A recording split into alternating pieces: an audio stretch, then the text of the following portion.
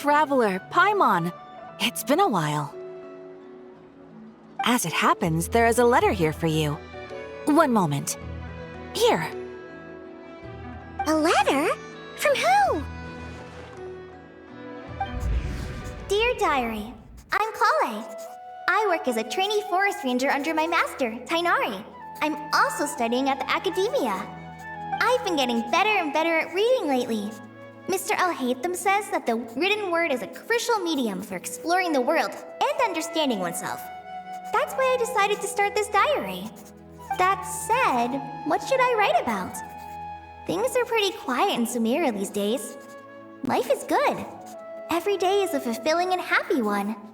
When I think back to the days when I suffered from Elazar, or way back to when I was injected with God remains, I am in a much better place now. I hope it stays that way forever. I'll leave it there for now. Master said he'll take me shopping in Sumeru City today, which is great because I've been meaning to visit the toy seller at the Grand Bazaar for a while now. Kale, time to go. Yes, Master! Huh?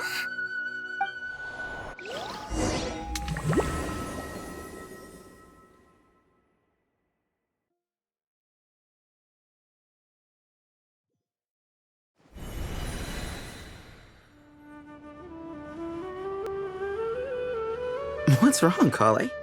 Is there something on my face? No, sorry. I didn't mean to stare. Did Master Tainari send you to pick me up? Master Tainari? What are you talking about? Tainari is the General Mahamatra.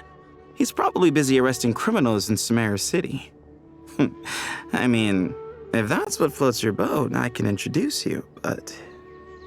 Wait, Master Tainari is the General Mahamatra? But what about Mr. Sino? Sorry?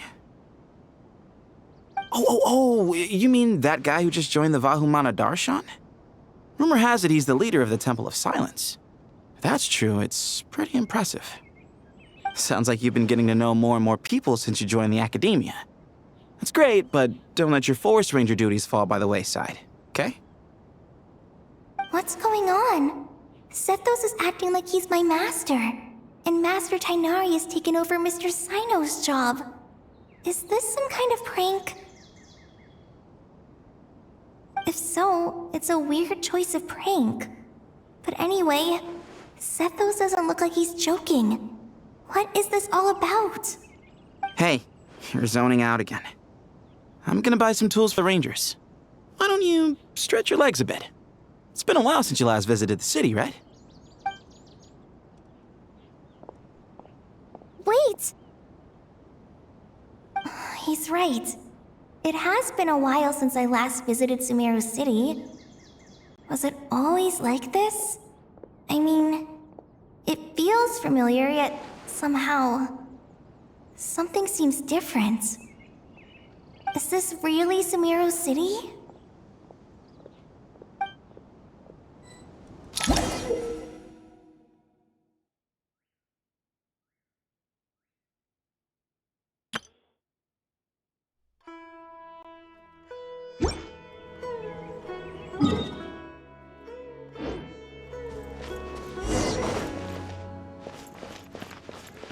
Hey, did you see who just walked by? I think she's that famous merc. Hey, did you see who just walked by? I think she's that famous merc. Yeah, it's gotta be her. That red hair gives her away. The Flame Mane. They say she can take down a dozen tough guys with just one hand.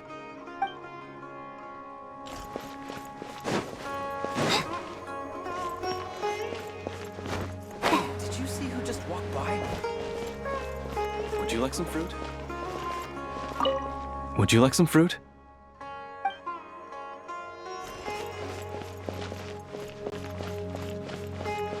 How will I ever save enough money to buy that custom-made axe with floral carvings from the blacksmith? How will I ever save enough money to buy that custom-made axe with floral carvings from the blacksmith? To use as a weapon, of course. As Hussein's secretary, I must ensure his safety. Don't underestimate me just because I'm a homemaker. I used to be a mercenary in the Corps of 30. Peace is precious, but you must always be prepared for the worst.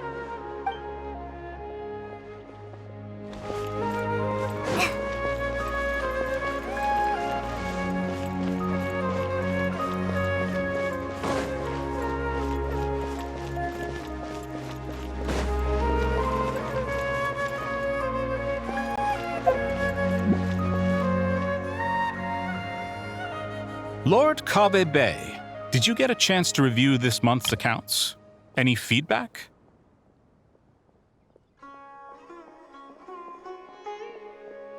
You mean the version you sent over a few days ago? Yeah, I took a look when I received it.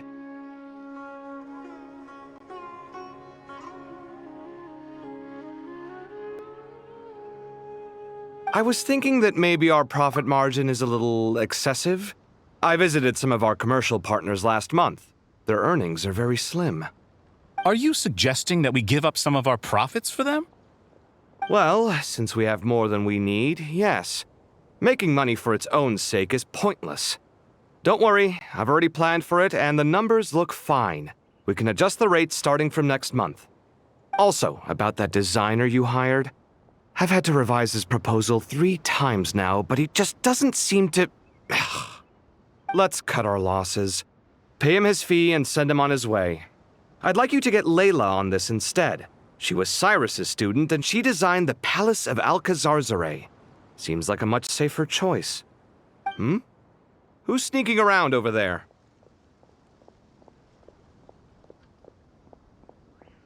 Mr. Cave? Do you recognize this person, sir? Yes, it's all right. We've met. This is Kale, Sethos' trainee.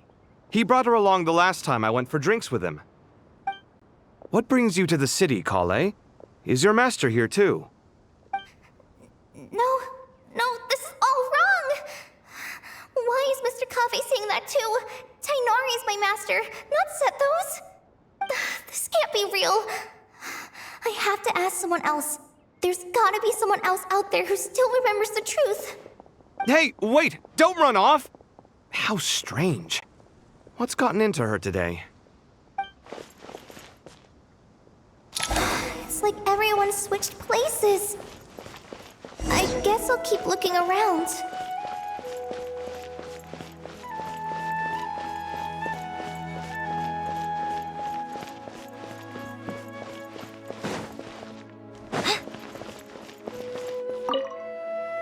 The Grand Sage always used to disappear the moment he got off work, but recently, for whatever reason, he's been seen sifting through records in the House of Dana late into the night.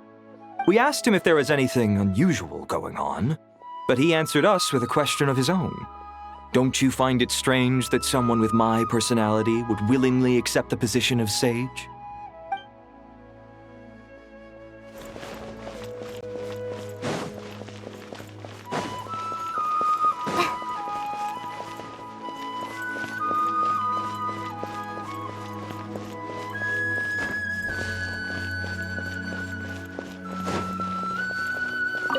Hey, bud, can I ask you a favor? Is that alright if I borrow your thesis? Don't worry, I'm not gonna copy your work. I just need it as a reference. I guess that's okay. But if our theses end up sounding too similar, it's gonna be easy for them to spot. Yeah, trust me, plagiarism's the last thing on my mind. The only reason I ask is it's been really hard to get my hands on any reference material lately. Why don't you go ask the Grand Conservator? Candace should be able to find you what you need. She's super friendly. I'm sure she'll be happy to help. Really? I always assumed she'd be tough to negotiate with. Fair enough. I'll try my luck at the House of Dana later then.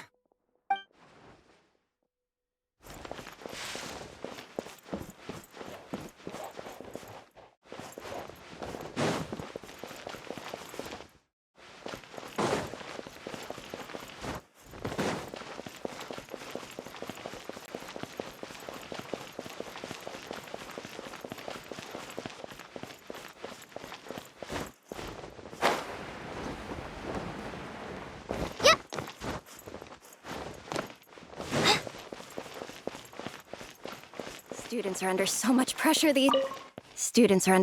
pressure these days. Sometimes I just want to write their papers for them. Peculiar papers come to me for review every day.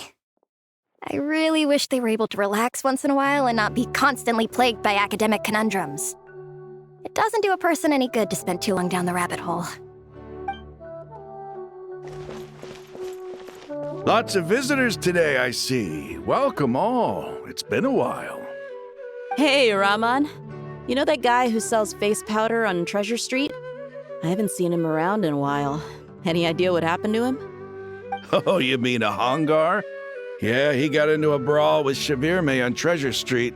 He's been banned from setting up shop there for now. Seriously? Oh, well, that's a shame. I was planning to pick out some makeup for you. Oh, don't worry about it.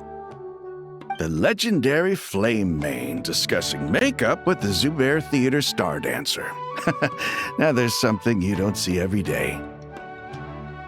Flame Mane? You know, I'm not actually sure when people started calling me that. Maybe the other Eremites thought I needed a fiercer title to scare people off? To be completely honest, I think the title would fit you better than me, Dia. You think? Can't say I've never imagined myself as a merc. If I ever give up the dancing, maybe I'll head to the desert and give the Eremite life a try.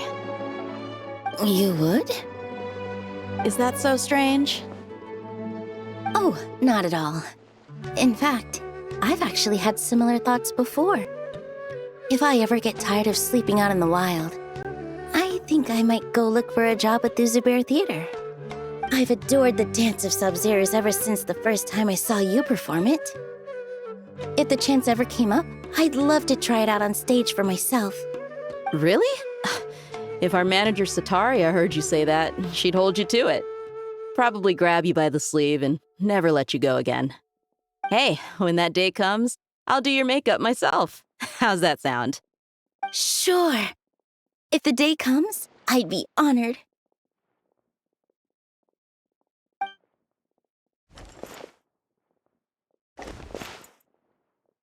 Everyone I know, everything I've ever known. Suddenly it's all a jumbled mess. The question is, who's right? Them or me? My head feels so heavy. I can't think straight. Nilu, have you been to Aru Village recently? I've got a friend who I haven't seen in a while. I was wondering how she's doing. You mean Faruzan, the guardian of Aru Village? I saw her not too long ago. She seemed completely absorbed in her research. No change there, then. I'll have to catch up with her the next time I'm out that way.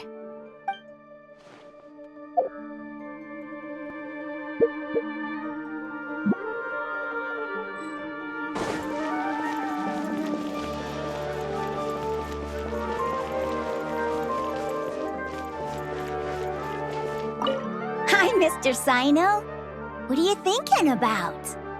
There's a chapter in King of Invocations where the spirit of someone who died long ago possesses a living man's body. To the outside world, it looks like he's developed a whole new personality. I was just thinking how terrifying that would be for his friends. Imagine waking up one day to find that a friend of yours has suddenly become a different person. Huh? So what got you thinking about that? I don't know, but something feels off. Everything looks fine on the surface, but can human perception really be trusted?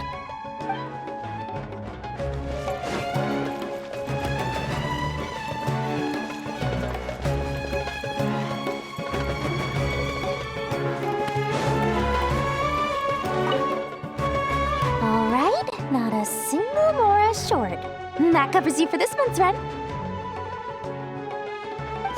What a relief. I was worried the design fees I received this month wouldn't be enough. Well, next time, don't fret. Just let me know and I'll give you a few days' grace. We've known each other long enough for that. Anyway, how are you settling in? I couldn't help but notice that you're staying up late quite often. Yeah, I can't explain it. I just feel more inspired at night. Once I get in the zone, I can race through a whole bunch of drafts, no problem. But what about you? I keep hearing you sighing these days. Is everything okay? Well, it's just... Don't you think this house is a little small? I guess I should be used to it after living here for so many years. But for some reason, I've been feeling claustrophobic recently. I want to move somewhere bigger. Once I've made enough mora, I'm gonna buy a huge new house. As big as... at least as big as the Palace of Alcazarzaray. That sounds really expensive. True. I'll never be able to afford it on a scribe's salary alone. I need to find another way.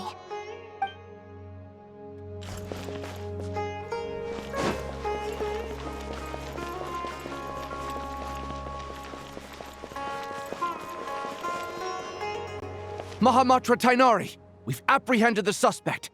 They say that the fool is prone to blind faith, but the wise man is not immune to it either. Suraj, do you have anything to say in your defense? Tainari, you were the one who turned the sages against me. Just a few words of caution from you was all it took to destroy my research. And now you're trying to stop me again? You should know that mechanical life is the future! We must cast aside our useless flesh and... That's enough. I'm not in the mood to listen to your lunacy. Anyone could tell you how amateur your work is. Karina, Ilias, put him somewhere safely out of the way. Yes, sir. Next on the agenda is... Master? What is it? Wait, did Professor Zahahati send you? She's been encouraging me to take on an apprentice. Might be getting a bit ahead of herself there, though. No, Master! It's me! Kale! Listen to me. Something really weird is going on in Sumeru City. It's like everyone's identities have switched around. You're not the General Mahamatra. You're a Forest Watcher. Just yesterday, we agreed to come to Sumeru City today to go shopping together and... All right, there's no rush. Let's back up a little. Your name is Kale, correct? Although this is our first meeting, you do seem strangely familiar somehow. Is there anything I can help you with? No.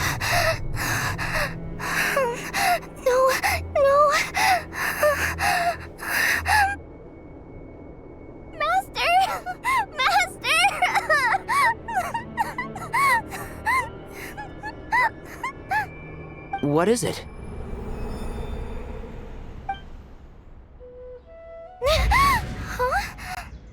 Did you have another nightmare? I've told you before, when you're tired, lay down on your back in bed and get some proper sleep. It's much better for you than napping on your front.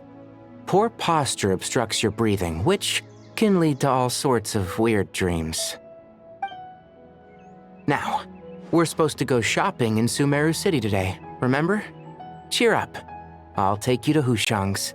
I heard he's got some new toys in stock. Go wash your face, take some deep breaths, and when you're ready, we'll head out.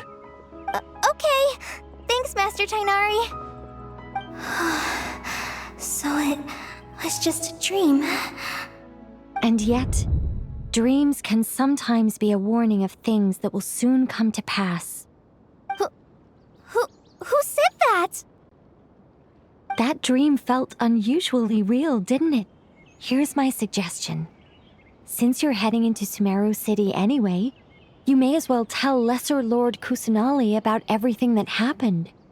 And just to be on the safe side, I think you should also inform your 2 traveler friends who once helped save Sumeru. I'd write them a letter if I were you. Time is short. A storm is coming from beyond the bounds of fate.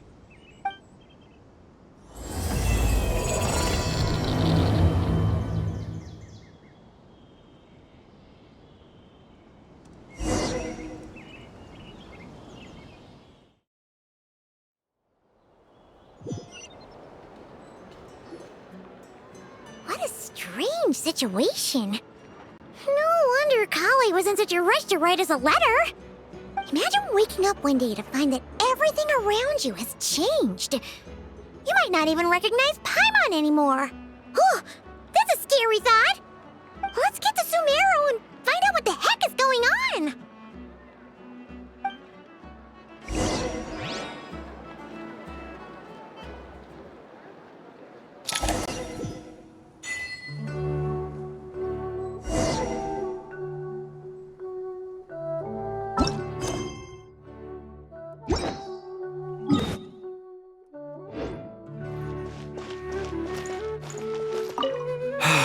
I can't believe I have to move so far away on such short notice.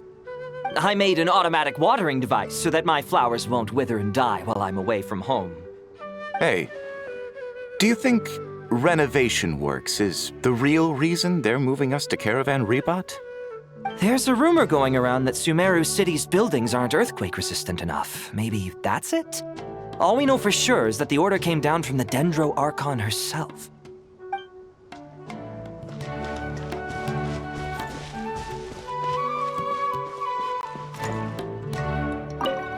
Thank you, Sage Baladuri. You really didn't have to stay with us to the end. Don't mention it. I'm your teacher. It's my job to look after my students. Is Panya doing okay? I think so. She just left the city with her mother. This'll be her first trip away from home. She's handling it much better than I imagined. As her father, it's quite a relief. I just hope they have a smooth trip. Pack up your things. It's time we got going too.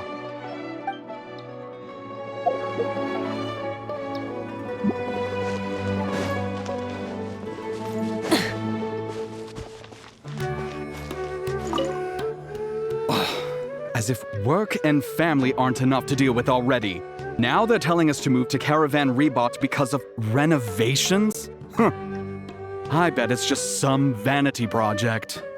I don't trust the Dendro Archon, nor any of the sages. Especially not that new Grand Sage, what's his name, Nephis? If you ask me, he's the worst of the bunch.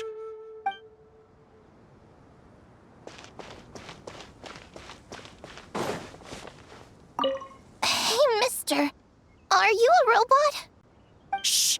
Look! He's pretending to be human! He definitely doesn't want anyone to find out he's a robot. I am a robot. I was designed to infiltrate the human world undetected. My mission is to find an opportunity to destroy humanity.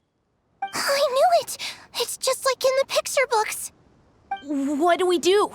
We're the only ones who know his secret, right? Surely he won't silence us for good. You have discovered my secret. Now I must take you as my prisoners. I will tickle your feet until you join the robot army. Don't be afraid. I'll protect you. Take this, robot! Ow! Stop! I was just kidding. I'm human. I'm human!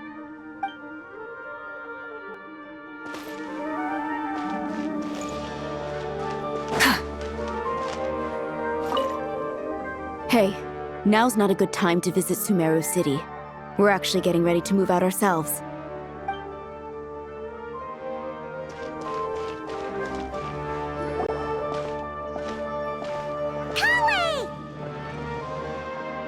Traveler! Paimon! Thank goodness! I'm so glad you made it! Of course! We won't let anything happen to you, Kale. So, what's going on in Sumeru City? Looks like lots of people are moving or something. Yeah, I was just gonna say. After I wrote my letter, Master and I went to Sumeru City and told the Dendro Archon everything that I experienced, from start to finish. She was silent at first. It seemed like she was deep in thought. Then the next day, we got told that she was ordering everyone to leave Sumeru City immediately and move to Caravan Rebot. The entire population of the city has to move? Not just Sumeru City. The evacuation also includes Lokapala Jungle, Avidia Forest, Ashavan Realm, and Ardravi Valley. Basically, everyone living in the rainforest must temporarily relocate to Caravan Rebot. Holy smokes! That's crazy! Yes, it's quite an operation. Even if people only bring the bare essentials, the scale is simply enormous. They've requisitioned almost all the Sumpter Beasts in Sumeru for the task, including the entirety of Dori's Sumpter Beast Park. The Dendro Archon said that what Kale experienced was not a dream, but a warning. After our meeting, she immediately summoned the 6 sages to analyze the situation and discuss countermeasures. They concluded that the events seen in the dream are very likely to become a reality, and that an unknown danger is rapidly approaching. Oh, please keep that to yourself. We don't want to cause widespread panic. The official reason they've given is a large-scale renovation of the rainforest ecosystem. People are skeptical, but there haven't been any major incidents. So far, at least. The Dendro Archon seemed really worried when we spoke to her.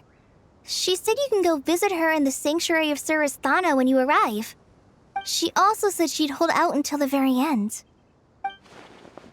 Tighnari? Kale? You got a minute? I need a hand here. One moment, I'll be right there. As a forest watcher, I've been tasked with assisting with the relocation work. There's a lot to be done, and they need all the help they can get. This will be the final group of evacuees from Sumeru City. While they're away from home, they'll be heavily reliant on outside help. Thank you for coming in our time of need. As you can see, another crisis is upon us. Excuse me, sorry to trouble you, but could you help an old man find his medicine? It's buried somewhere in my luggage. Where's my mom? Where did she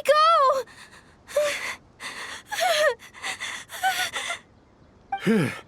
Don't worry, it'll be okay. Those items are worth a small fortune. Make sure you store them somewhere safe. You understand? I bet you thought you'd get away with this in the chaos, huh? Guess again. No petty thief gets past me.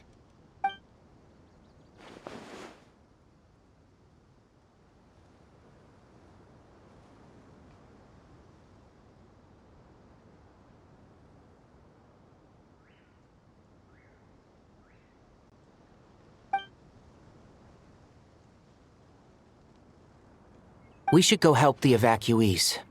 See you around. I'm so glad that you believed me and came all this way to help. It means a lot. Please stay safe. Don't worry. We may not know exactly what's going on yet, but as long as we stick together, we'll find a way through this. Goodbye! Look out yourselves! Will do. See ya!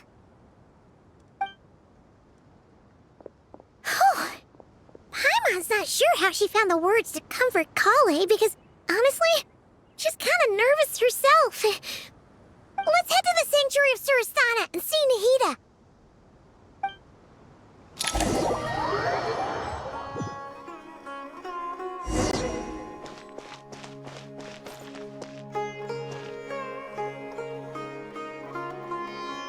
Who goes there? No unauthorized access to this place. By order of Mahamatra Sino. Are you blind? It's the Traveler and Paimon. Surely you've seen them before. Huh? Oh, so it is. I'm sorry, I haven't been sleeping well lately. My nerves are a little frayed. The Dendro Archon is in a very vulnerable state at the moment. Mahamatra Sino is concerned that our enemies might choose this moment to strike, so he's ordered us to strengthen our defenses. Just seeing you two again already puts our minds at ease. Please, enter. I'm sure everyone's expecting you.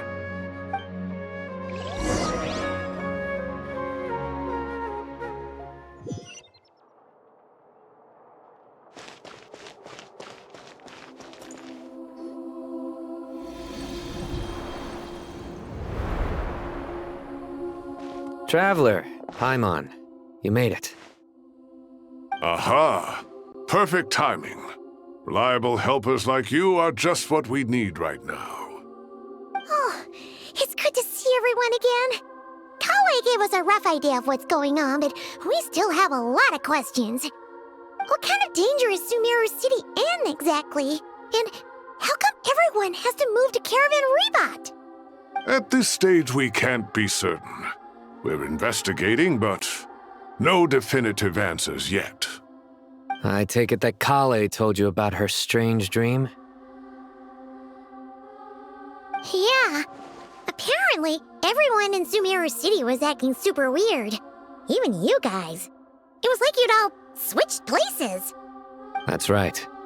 Kale and Tainari reported the situation to the Dendro Archon. She believes that it wasn't merely a dream, and that whatever it was has something to do with Irminsul. It's a reasonable inference.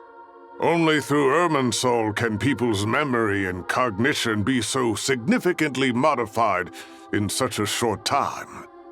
We don't know why Kale would dream of these things, nor who was trying to warn her. The Dendro Archon decided to connect Irminsul to investigate more thoroughly. Irminsul is connected directly to the ley lines. The tree serves as a central hub where the ley lines converge, and its core function is to record and store the world's knowledge and memories. But something has gone awry, severely compromising the performance of this core function. Information is bottlenecking inside Irminsul, hampering the ley line's flow. If this continues, new information will languish unrecorded, with existing records thrown into disarray. In short, the souls of the dead will be stranded, while the living have their sense of reality warped. In the long run, Kale's dream could well become a reality. And that's just the beginning. There's no telling what other nightmares could end up coming true.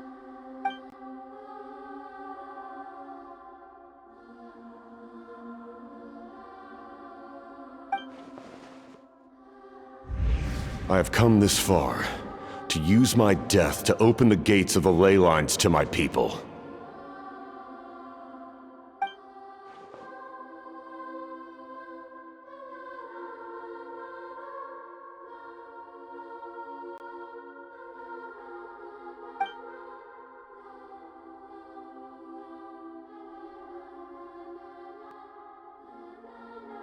Faced with a growing backlog of information, the Dendro Archon decided to connect herself directly to Irminsul and take over the recording and processing function herself. But it is an almost impossible task. Individual brains aren't equipped to deal with the sheer volume of knowledge and memories involved. All that information flooding in at once would instantly fry any human mind. And for a god, even for a god, the suffering must be unimaginable. The Dendro Archon's power originates from Irminsul. Any issue with the tree itself takes a toll on her to begin with. On top of that, she's subjecting herself to the grueling task of processing all that data. It must be torture for her. And despite all of this, she is somehow finding the strength to investigate the Irminsul situation from within and send us her findings. I finished analyzing the latest data. Looks like our working theory was wrong. There's no signs of Irminsul having been attacked from the outside. So it's internal then? Some sort of disease, perhaps? No. I've spent half my life studying the ley lines. If Irminsul malfunctioned this easily, the world would have met its end long ago.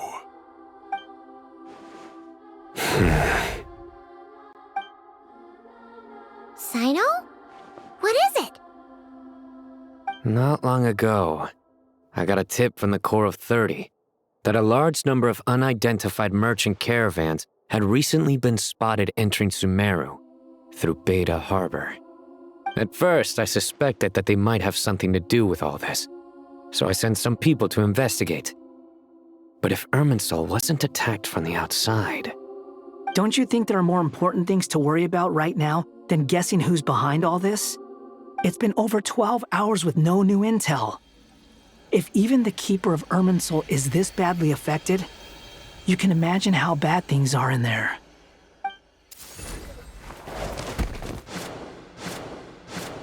Dendro Archon.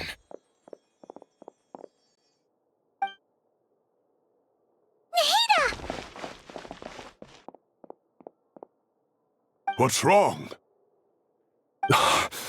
Her breathing is weak, and her elemental energy levels are dangerously low. Looks like it's time to move to the backup plan. What's the backup plan?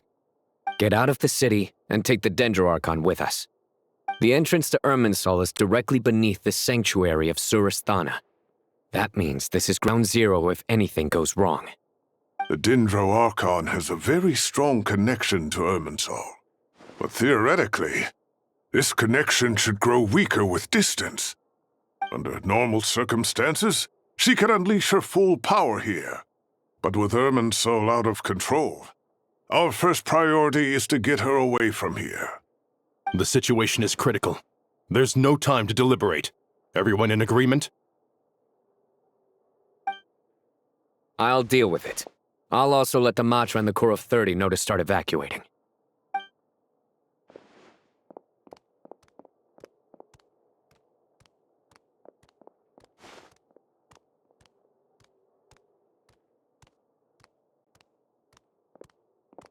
Let's go.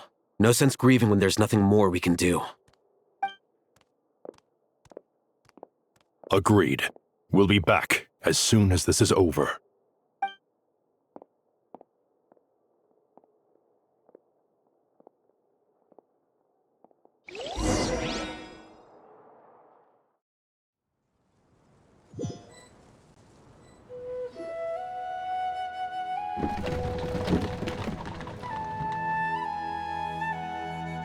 The last group of civilians has been safely evacuated.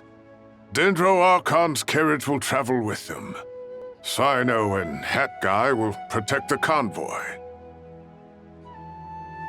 With the Dendro Archon in a coma, we've lost our means of investigating the situation.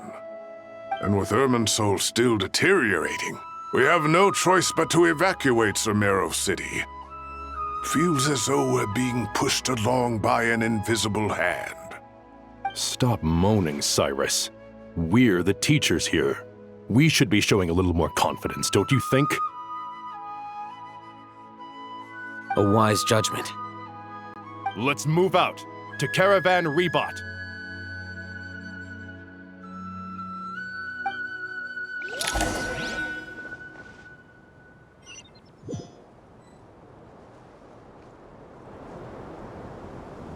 Sir, all units are in position. Good. Everything is going to plan. Interfering with Sumeru City is a necessary step, so do not hesitate. The Irminsul situation will not harm you. We need to speed things up here, too. We don't want to keep our client waiting, do we? No, sir. You have my word. Everything will be completed on schedule. They say that fervent ambition attracts the favor of the gods, and with it, a vision. But we appear to be the exception. So, is our ambition not strong enough? Or does it threaten the very foundations of this world?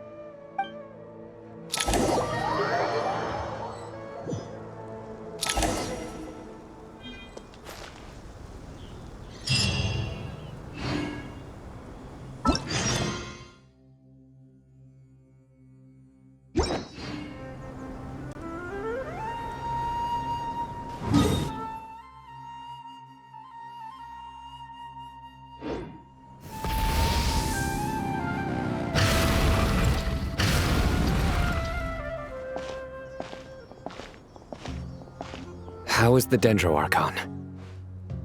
Her breathing is steady. I prepared some therapeutic incense for her, but it hasn't had much effect. Her vitals are still very weak. Based on the information you've provided, I have a working hypothesis. Her condition is partly due to Irminsul's influence, and partly due to a physiological imbalance caused by the rapid depletion of her power. Elemental energy usually flows through the body at a relatively constant rate. The body grows accustomed to this rhythm, so when it's thrown out of balance, physical symptoms will appear. Is this similar to the ley lines? Overloading and withering both directly affect their vitality, potentially causing irreversible damage. Correct. From a biological perspective, if you overexert yourself, you pay the price with your life. The Dendro Archon is not only drained of power, but her life force is at a critically low level. Is there any way to restore her health? I know the ley lines have strong self-healing abilities. As long as any blockages or pollutions are dealt with, they can quickly regain their vitality. But what about people? Well, gods. What's their capacity for self-healing? Before we think about that, there's a bigger predicament to resolve. Restoring the Dendro Archon's power requires us to heal Irminsul first. But that will be extremely difficult without the Dendro Archon's power. Paimon's already getting lost here.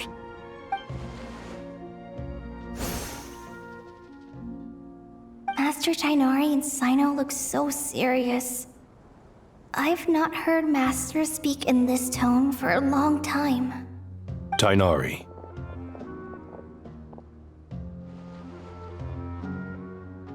Master Nephis, sages. Tighnari, haven't seen you in ages. Have you gotten taller? Or did your ears get longer? Hopefully the former, Uncle Baladuri. Cyno, where's Professor Cyrus? I thought he'd be with you. He went out into the wild to investigate the situation. He said that the Irminsul anomaly will likely start to affect the real world soon. He shouldn't be trotting around alone at his age. Which way did he go? I'll look for him later. Would someone mind introducing us? Ah yes, of course. Allow me to do the honors. I'm sure we're all familiar with the Traveler and Paimon. They're the heroes who helped foil Azar's conspiracy and save Sumeru. These gentlemen and I are the 6 current sages of the Academia. Balduri and I are part of the Old Guard, while the other 4 took office after Azar and his clique fell from power. We have Sage Alkindi of the Spantamad Darshan, Sage Farnas of Kasharawar, Rataoist Sage Shakir, and finally Harabatot Sage Rusht. Nice to meet you all. I've heard much about you. Delighted to finally meet you in person. You're younger than I imagined for someone with the power to stand up to fate itself. Thank you for lending your aid to Sumeru once more. Once we're on the other side of this, could we get a photo together? My daughter has a friend named Isak. He's always talking about you two. Of course! No true hero would deny a child their wish. Back to business. So with the Dendro Archon currently in a coma, the people have taken temporary refuge at Caravan Rebot, but they cannot stay here forever. We need to come up with a plan as soon as possible. Farnas, any thoughts? Well, firstly, having reviewed the data, I'm inclined to agree with your assessment. This doesn't look like an attack on Irminsul from the outside. Rather, it resembles a malfunctioning machine. Calculations going haywire and sparks flying. That being said, before we consider how to fix it, we need to understand precisely what has gone wrong. Furthermore, we somehow need to ascertain this without relying on the Dendro Archon's power. We have no direct access to Irminsul. However, we might be able to gather the information we need from the ley lines. Study the branches to learn about the trunk, in other words. Wait, is that what Cyrus is up to? No wonder he ran off to research in the wild. Curse is always one step ahead of me, isn't he? I heard that while in the sanctuary of Surasthana, the Dendro Archon had to serve as the central information hub herself. This is a clear sign the situation within Irminsul might be far worse than we can imagine. Irminsul is vital not just to the safety of Sumeru, but to all of Teyvat. We must be the ones to bear responsibility for this world. To be on the safe side, I think we need to consider some backup plans. Are you saying we should consider a scenario in which Irminsul is completely destroyed? I'm merely pointing out that the possibility exists. You have a valid point. But until worst comes to worst, I believe we should focus our efforts on resolving the Irminsul anomaly and helping it recover. Kale, I understand that you were the first to foresee this crisis. If it's all right, I'd like to talk with you about it in more detail. Of course! But even I don't know how I came to have that dream. If there are no signs of external damage, could it be a stress fracture? Metals tend to suffer from this issue with long-term use, and Irminsul has existed for centuries, after all. It's possible, but surely a stress fracture would be more likely to cause a complete shutdown rather than chaos. Sages, General Mahamatra, sorry to interrupt, but something has come up. What happened? Some citizens didn't believe that Sumeru City was really in any danger. They slipped away and hid during the relocation, intending to return home. How many people are we talking? About a dozen. Sakura found them while on patrol, but they appeared to be suffering from psychosis. For whatever reason, they were trying to kill each other. By the time we arrived, there were only 2 survivors. One was unconscious from their injuries. The other tried to attack us, but was subdued. Where did this happen? Near Yasna Monument. That's not far from Caravan Rebot. Master. I know. The Irminsul anomaly is beginning to have effects in the world. I didn't expect it to spread to Yasna Monument so soon. It almost feels like we're being chased relentlessly, with no time to catch our breath. Sir Cyrus said the same thing. He sent me back to report in, while he continues investigating. I'll go join him. Count me in too. Don't let my age fool you, I can still fend for myself. Very well. Meanwhile, the rest of us will continue discussing our next steps. Get back soon. Take care of yourselves. It's getting dangerous out there.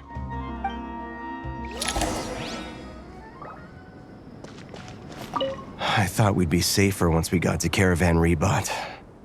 If the Irminsul anomaly's sphere of influence continues to expand, our only option will be to move into the desert.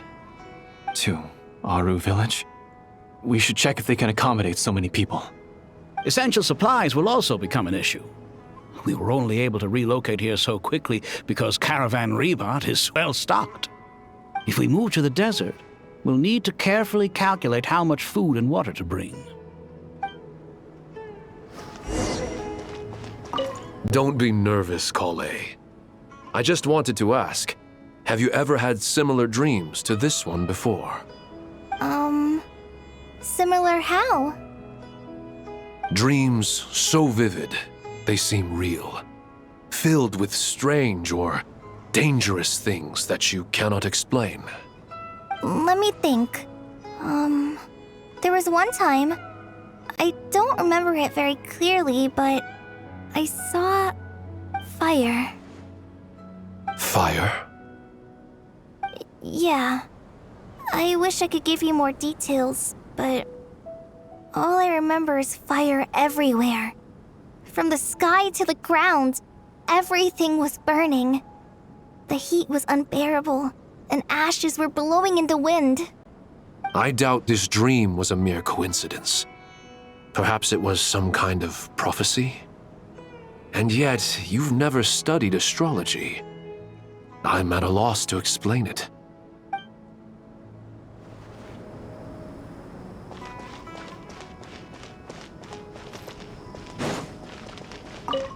Thank you for everything, Tainari. Don't worry about me. I'm fine. But if you don't mind me saying so, Master, you're looking a little nervous yourself. I only just got appointed as Grand Sage, and now this happens. It's quite overwhelming. Looking back now, I don't think I handled the situation with Azar very well at all. Yes, I protested, but I went about it the wrong way. Instead of helping, I just ended up getting locked away. Now that I'm the Grand Sage, I have to be responsible for everyone's lives, including the dozen or so who fled to Yasna Monument. I can't help but blame myself for their deaths. It's only natural that you want to do the best job you can, but Master, we both know perfection is impossible. You're right. We may well be heading into the desert before long. Feeling up to it? We left in such a hurry that I didn't bring any sun lotion, but I'm sure I can make some from local ingredients here. That was a big part of my graduation thesis, after all. Still remember? Of course, like it was yesterday. I remember asking you if you'd like to stay and teach, but you turned me down without a moment's consideration. Anyone else would fight tooth and nail for the chance to research by my side, but you couldn't get out the door fast enough. Weren't you afraid I'd hold up your thesis and stop you from graduating? If you'd pulled a move like that, I would have reported you to Matra right away. You wouldn't give me a second chance? What about the bond between mentor and student? No, Master. I would not sit by and watch you go astray. Very good. Then I taught you well.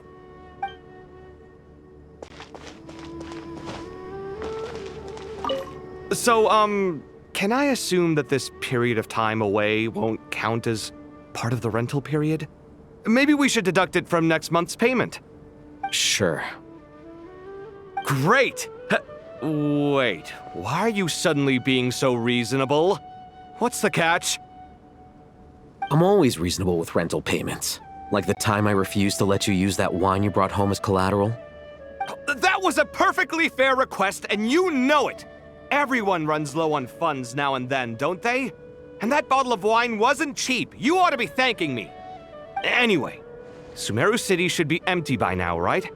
With no one at home, I've been worried about security. I'm worried about burglars. What would they steal? That new scroll you bought?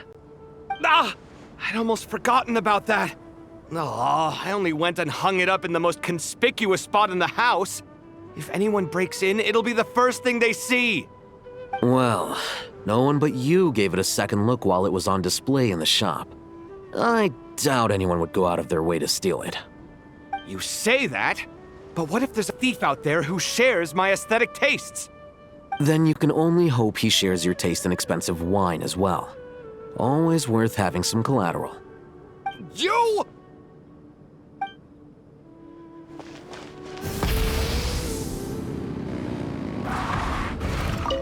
Keep your eyes peeled. It's down to us to maintain order at this time. This is a direct command from the Mahamata. Everyone stay vigilant. We cannot allow bad actors to take advantage of the chaos.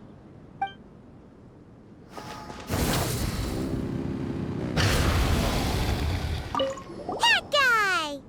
What? Nothing. You just look like you were lost in thought there. Do you have any ideas about what's going on? From what I know about Irminsul, the system doesn't break down that easily.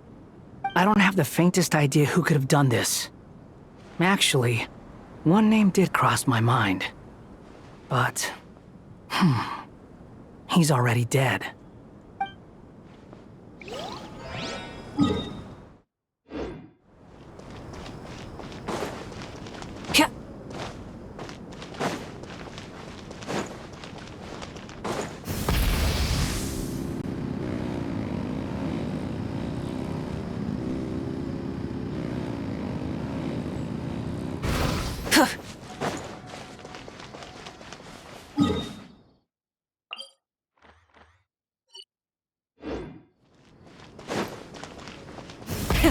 Rev the engines!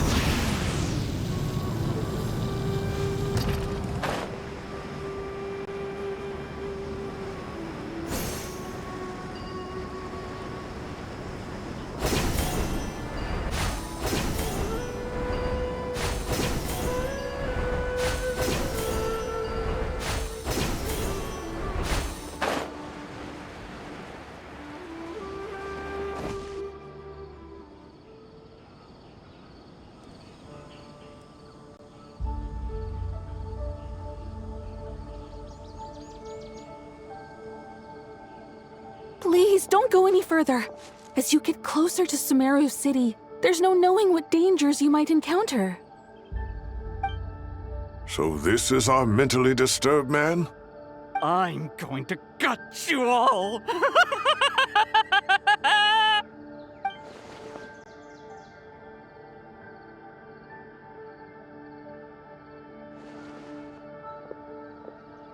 Cyrus, you didn't even bring a single guard? Do you think you're some sort of warrior? It's fine. Come here and look at this. Oh, it's... That's right. Flowers that bloom from openings in the ley lines, indicating some sort of anomaly. I don't believe I've ever seen a color like this before. Did you discover it nearby? Not just here. Way over there, too. They're everywhere. There's even more in that direction. How did you ascertain the situation further ahead? Didn't you just say that we can't go beyond this point? Yes. This area is relatively safe so far.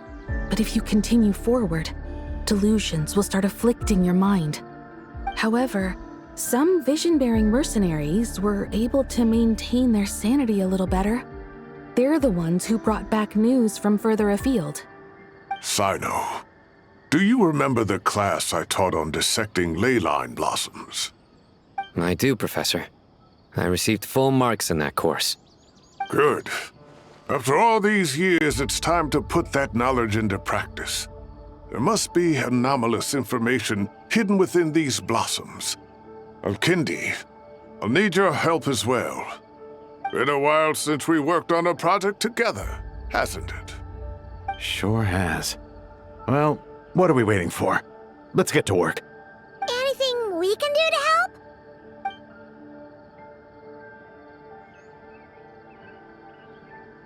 Will you need my help? All right, well, don't go too far. There's too many unknowns at this stage. Let's regroup at Caravan Rebot later. Don't worry if you don't show up. I'll come and find you.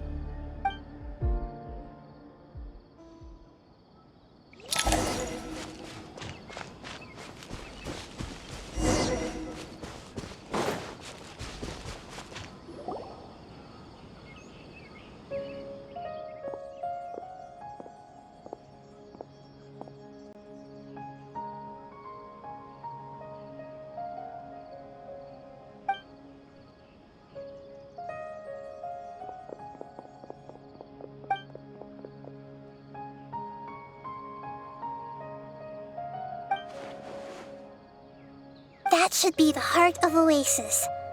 All we need to do is light it with the fire seed, and it'll restore a pep with elemental power. The damage it suffered internally will also slowly begin to heal.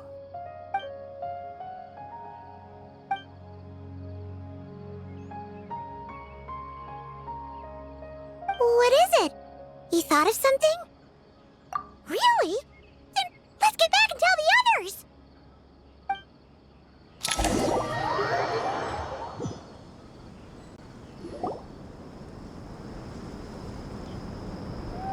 Whew. Glad to see you've returned safe and sound. Any longer and we would have gone out looking for you. Well, this is a nice surprise. Paimon sure feels better with everyone we know here. We've made some progress, so let's start by giving you and Paimon a quick update.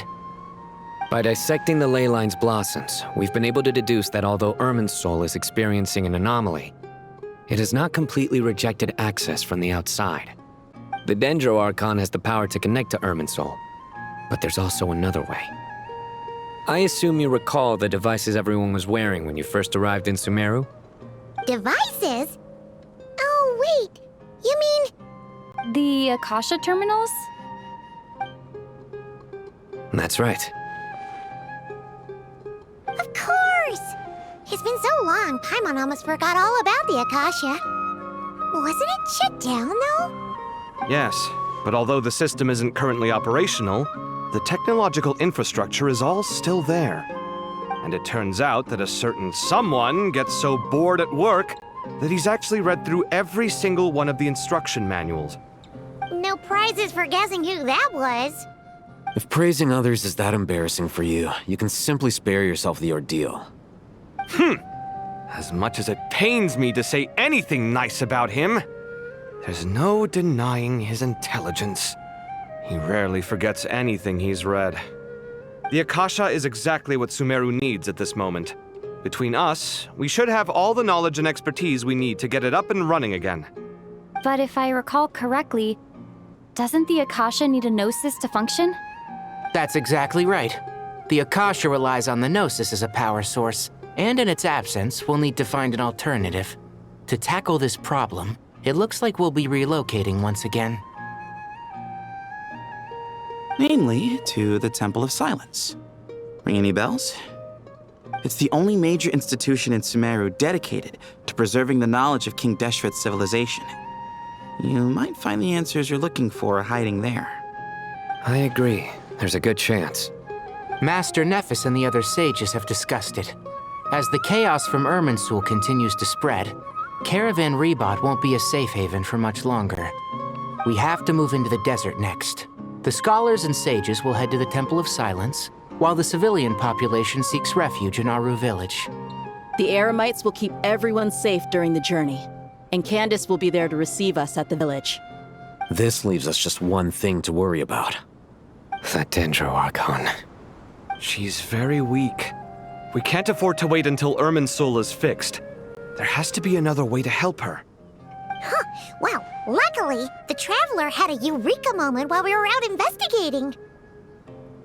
Really? Wow, nice one, Traveler. Let's hear it. What say our Amorta experts? Theoretically, it's feasible. From what you're saying, although elemental life and elemental energy have their differences, the Dendro Archon has explicitly stated that she can imitate the power of the former. In which case, as long as Apep is willing, she should be able to convert her own power into a form that the Archon can use. It wouldn't be difficult for her at all. The only problem is convincing her to help. Yeah! Even though she wasn't exactly friendly the last time we met, she didn't refuse to talk with us. When she realizes the danger that Nihida is in, surely she won't turn a blind eye to it. Well, hopefully not. Either way, we're not exactly spoiled for choice here. Hey, it's better than having no options at all. I agree. Without Irminsul's aid, the legendary Dendro Dragon Apep may well be the only living thing in Sumeru who can help our Archon recover her power. There's no time to lose. I'll bring this proposal to Master right away. If he and the other sages agree, we'll split into 3 teams. The academics will go to the Temple of Silence to look for a solution to the Akasha problem. The Eremites will escort the civilians safely to Aru village, and the Traveler and Paimon will take the Dendro Archon to see Apep. There's still a long road ahead, and no knowing if we'll make it. But at least we have a direction now. I'll take it over floundering around in confusion. If there are no objections, then let's proceed. But before we adjourn, I would like to leave you all with some parting words. No matter the distance between us, there will always be an invisible force tying us together. May the bonds forged in the past shine bright like stars and open a new path before our feet. Huh. Is that from King of Invocations? No. This one's from King of Invocations, the sequel. What's the difference? The sequel's much cooler. Couldn't agree more. Well, it was very apropos. Once this is all over, I'll give everyone a copy of King of Invocations and the sequel to show my gratitude. Come on, let's get moving.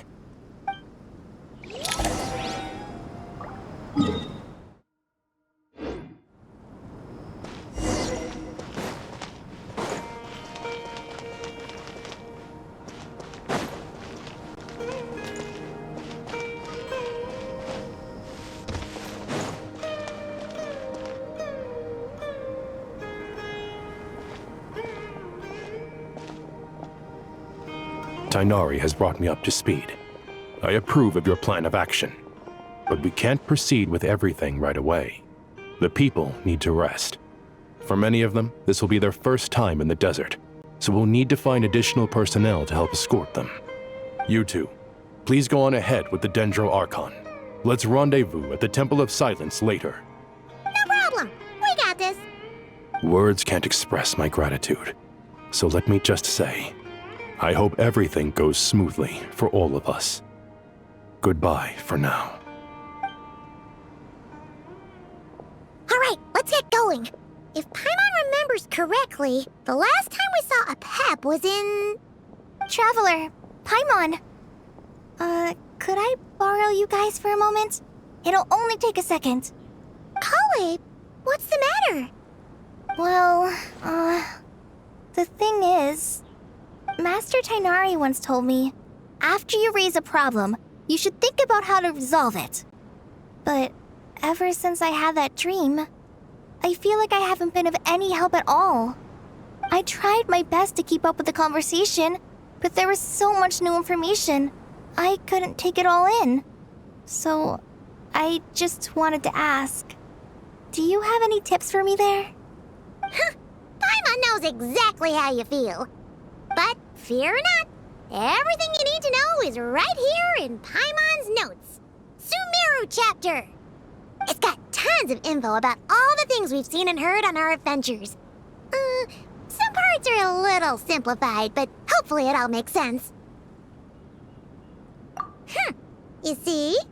Being the greatest guide in Tibet isn't just a fancy title. It takes a lot of hard work. Paimon doesn't always understand the things you're talking about with other people. Whenever that happens, she notes down the confusing parts and goes over them in her own time. This is perfect. Could I borrow it? Sure. Matter of fact, you can keep it if you want. Paimon has another copy. The spare copy was originally meant for the traveler. Paimon used to worry that one day she might not need a guide anymore, so she wanted to have a gift for her, in case we ever parted ways. But it doesn't seem so necessary nowadays. We have so many more places to see together. One copy will be enough for both of us. Thank you so much. But still, these are your treasured memories. I think I'll make my own copy and then return the original to you.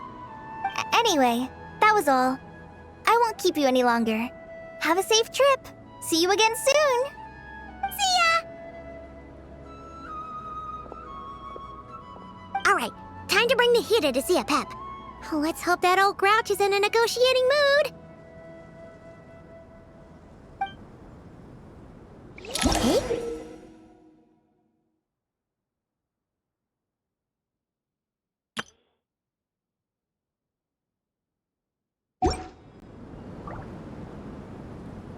Actually, never mind. In a Pep size, Nervalet's probably one of those dragons who's grown too close to humankind. They might end up fighting for all we know.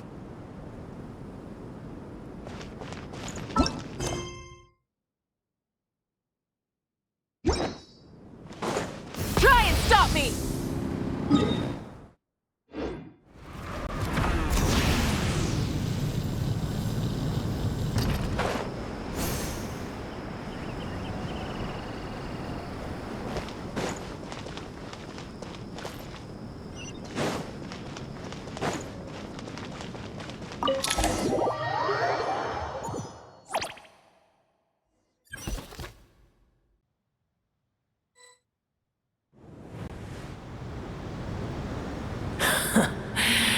I had a feeling your kind might come calling. The ley lines are in disarray. Something has gone wrong with Irminsul, yes. Even from a great distance away, I can sense that Sumeru is headed for destruction. You who took our home from us, prepare to watch as your own world is plunged into oblivion.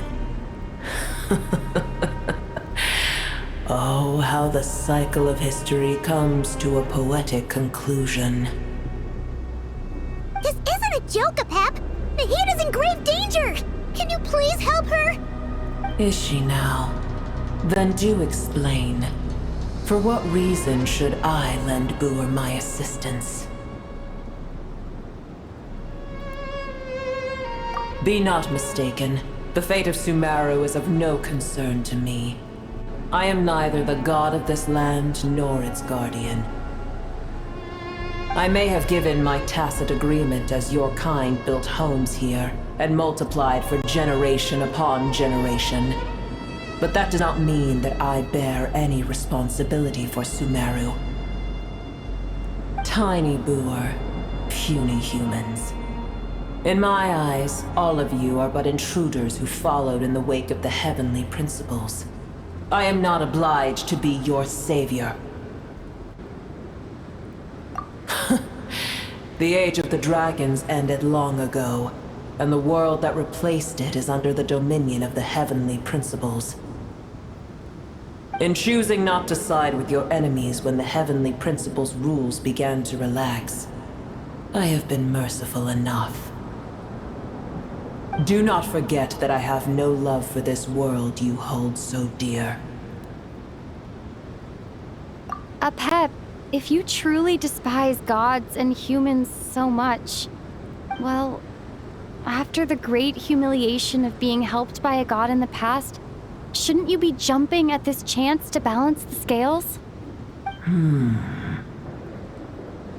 Now that is a compelling reason. When El Ahmar plotted against me and I was tortured by forbidden knowledge, it was Boer who saved me from agony. And though I regard with shame the pity of my enemies, to receive aid without repaying it would likewise tarnish a dragon's dignity. Oh, tiny Boer, puny humans. Just this once I shall deign to show you the true power of dragonkind. Whoa! It's happening again! We're gonna get sucked in!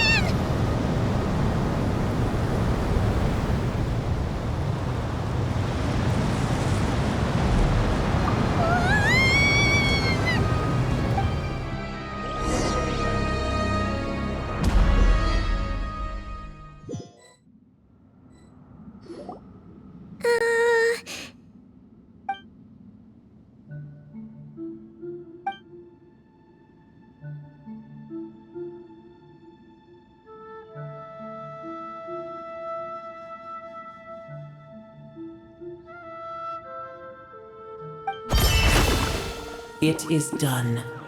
The heart of Oasis is supplying her with life force as we speak. It shall not be long before she recovers. But I should warn you. Boer's existence is closely intertwined with Irminsul. Unless the issues plaguing it are resolved, she will never completely recover her former strength. Oh, thank you. Spare me your words of gratitude. You may also spare me your feigned concern.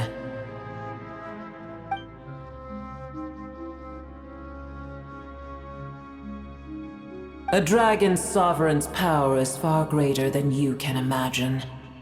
While I was indeed weakened when the heart of Oasis ran dry, providing Tiny Boer with a morsel of my life force shall have little consequence for me.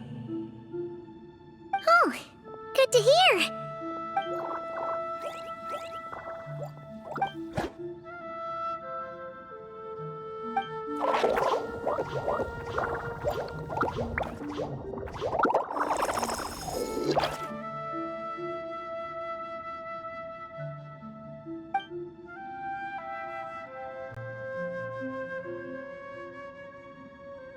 Ever held in high favor, I see. Oh, well, you know. The compliment was sincere. Simply accept it.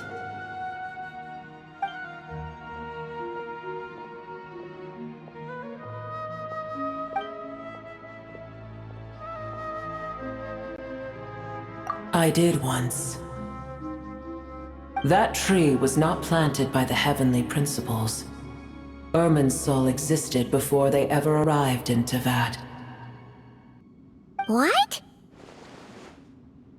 There was a time when it belonged to Tevat, to dragonkind. Its appearance and function then differed greatly from today. The ley lines flowed with an abundance of a familiar, primitive form of elemental energy. You may know it as the power of the Light Realm. The heavenly principles usurped and refashioned Irminsul, made it serve humanity, and used it to anchor the fate of the world. Yet in the end, humanity has failed to protect it. Heavenly principles, God of gods. It makes me sick. The enmity between your kind and mine can never be bridged. As things stand today, holding a grudge against you would serve no purpose. But there will come a day when we reclaim this world for ourselves. The opportunity will arise no matter how long we must wait. I can already sense that far away from here, the Hydro Dragon has wrested his authority from the hands of the usurpers. Though we have yet to meet, I know that we are both preparing for our revenge day and night. Uh-huh.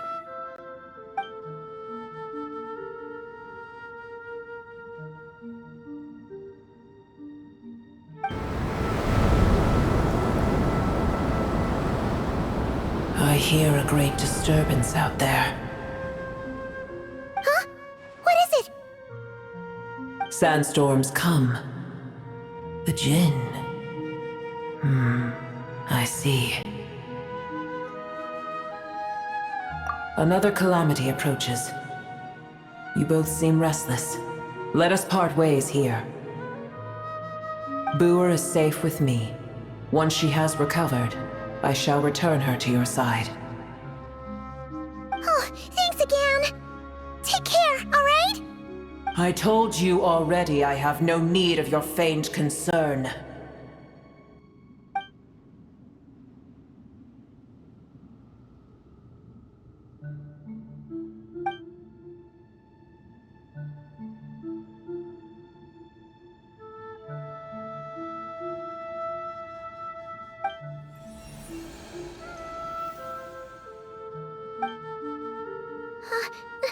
Nahida?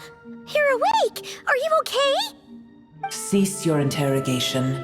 Yes, she awoke for a brief moment, but she has now lost consciousness again. Take it. We shall talk more at another time.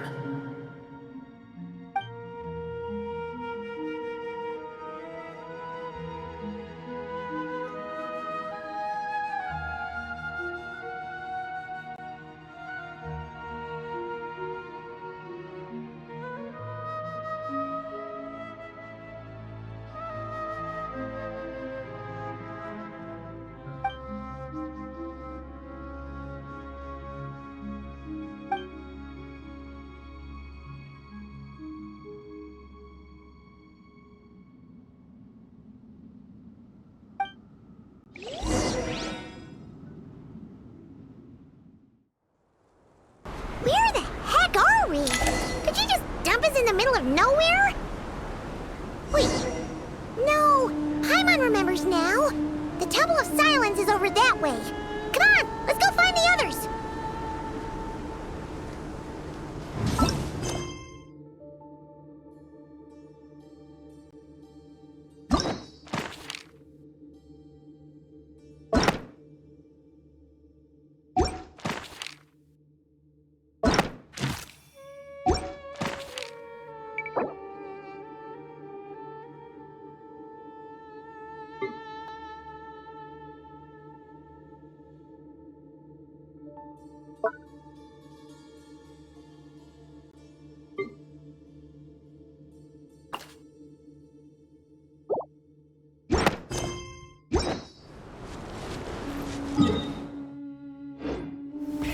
Rev the engines!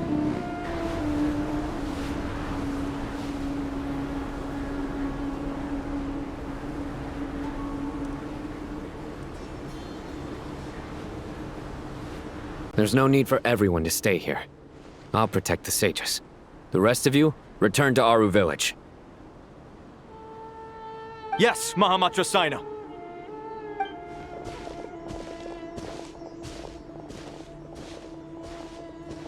Sino! What's going on? You're back.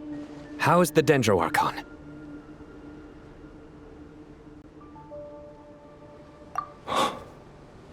What a relief. It's the Jinn. Countless Jinn have stirred up violent sandstorms across the desert, blocking our path to the Temple of Silence. Tainari and Kale have returned to Aru village to help. The Jinn are being highly aggressive, so both the village and the merchant caravans require protection. It's just one thing after another. Where did all of them come from anyway? In all my trips to the desert, I've never seen anything like this before. As I see it, the only possible candidate is Gurabad. Gurabad? Baladuri could explain in more detail if he were here. All I know is a rumor I've heard about from previous trips to the desert. Supposedly, a great number of dormant Jinn lie sealed beneath that city.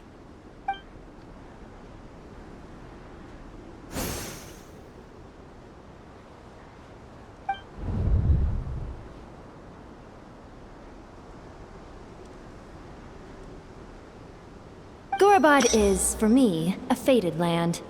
I must therefore return back to this city, where my destiny awaits me still. My master, I am sorry that I couldn't stay by your side for long, and that I could not have more time to get familiar with you. Lilipar.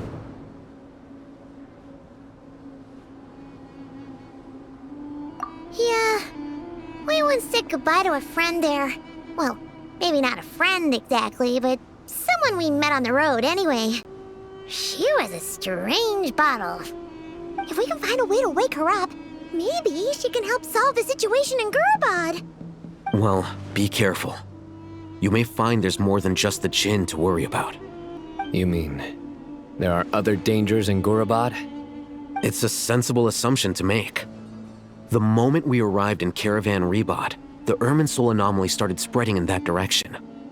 Now we've moved to the desert, and suddenly we're plagued by Jinn and sandstorms. To call it a coincidence would be a stretch. Don't worry, we've gotten a lot stronger since our last stint in Sumeru.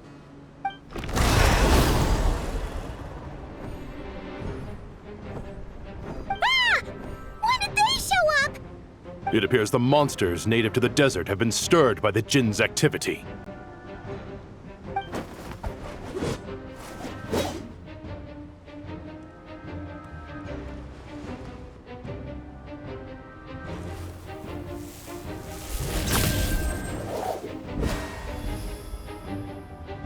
You should get going.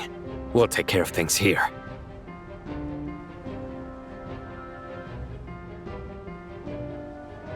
You too. Don't do anything too risky. You got it?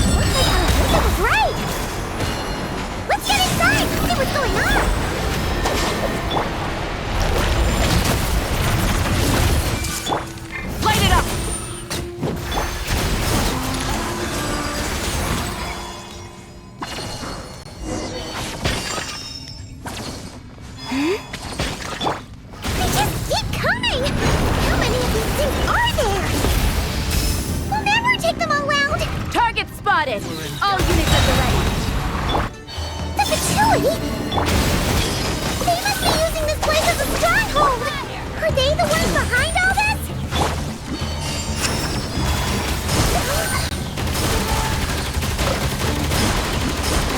Didn't take too long.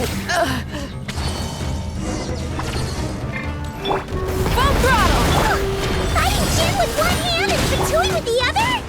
This is pure chaos!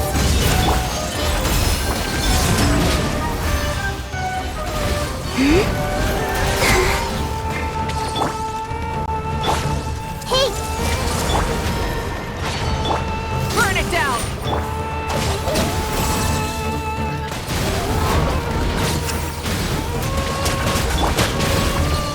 Wait.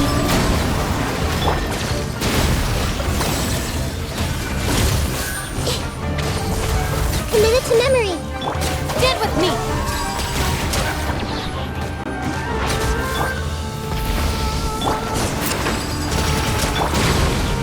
I see everything.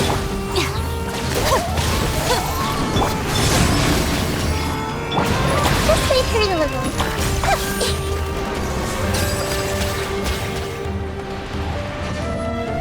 Hey! Light it up!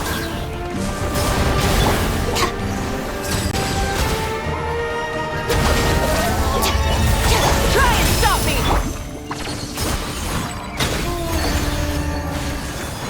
Committed to memory.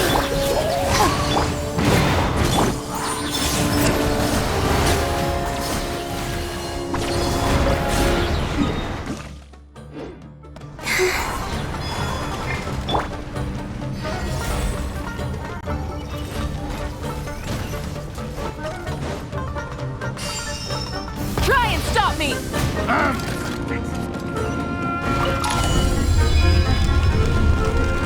Do you see that strange machine? Paimon has a sneaking suspicion that that's the thing wrecking Gurabad and setting all those dangerous Jin free! The target has reached the core zone. Requesting backup. Repeat, requesting backup. Backup en route! Stop her at all costs! Careful! Better hold back this time. Surge. Dissipate! Try and stop me! Everyone hold hands! Share my knowledge!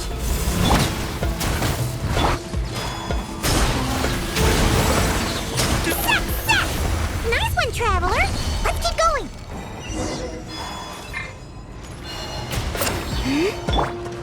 I see everything! Our bond is strong! Rise with the sun! Wayne, a moonlit night for all.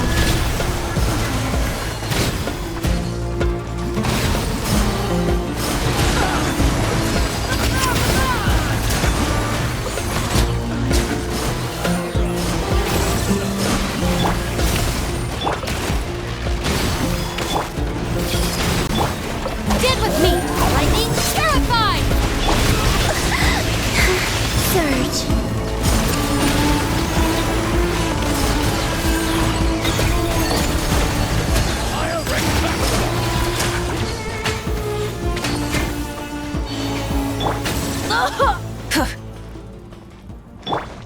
Our bond is strong!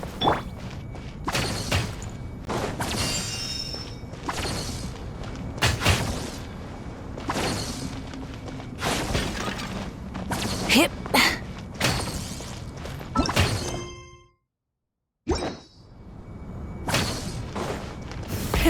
Rev the engines!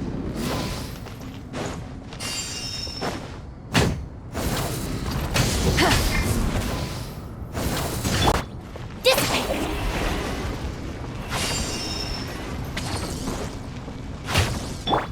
Light it up! This hunter Jin's gone kaput! Now we can finally... It seems my subordinates failed to stop you in your tracks. Apologies, sir.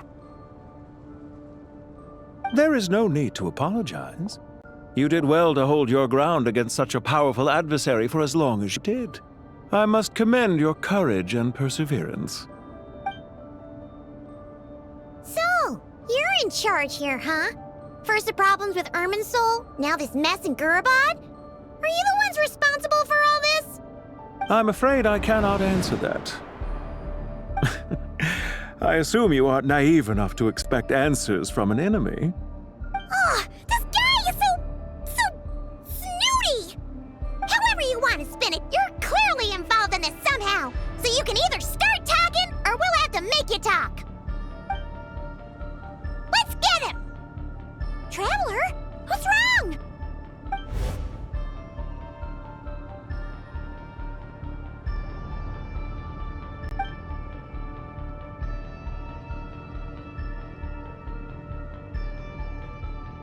You're remarkably calm.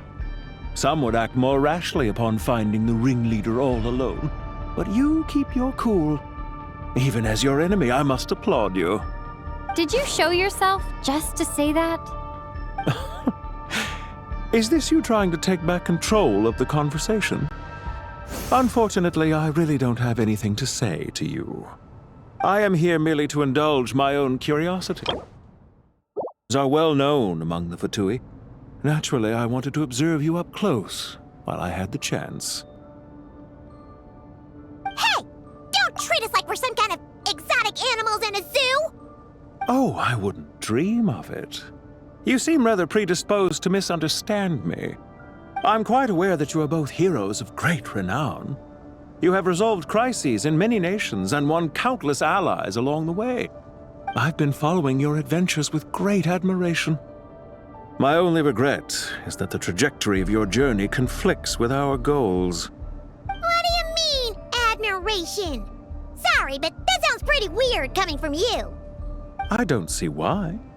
We may happen to occupy opposing sides, but there is no cause for deep-seated enmity between us. To respect one's enemy is to respect oneself.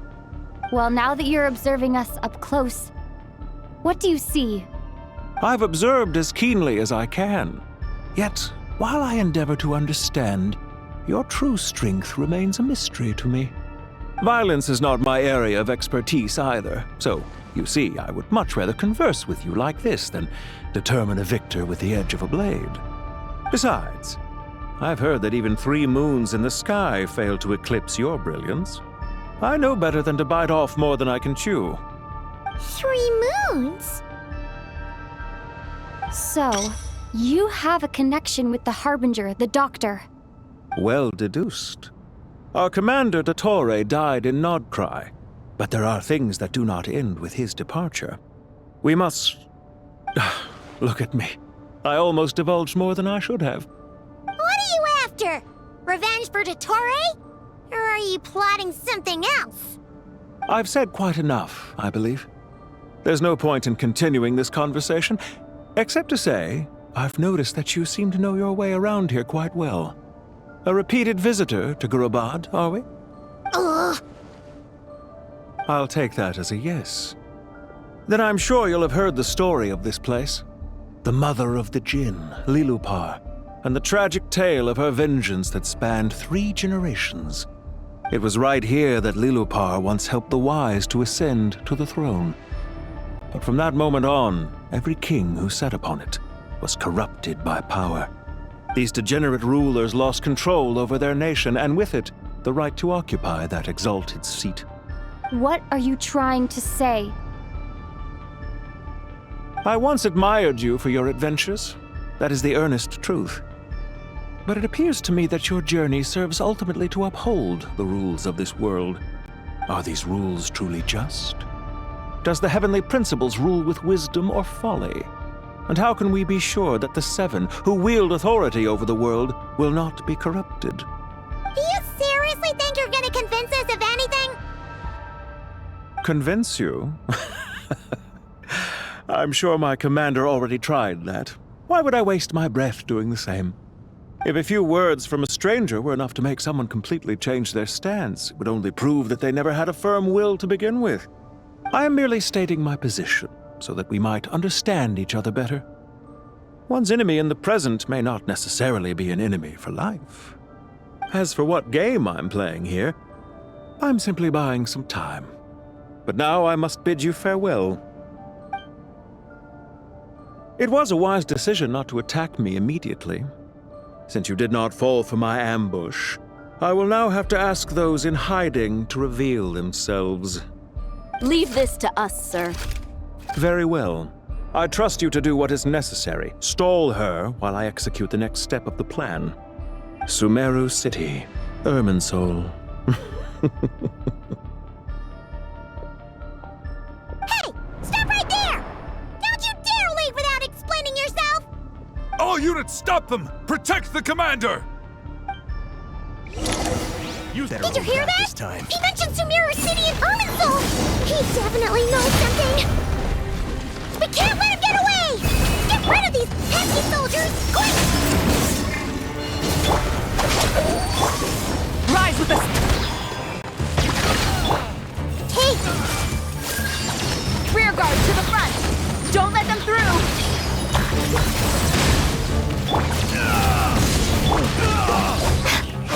Run while you can!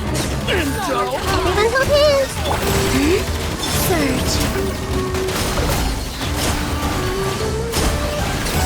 Get that thing in position!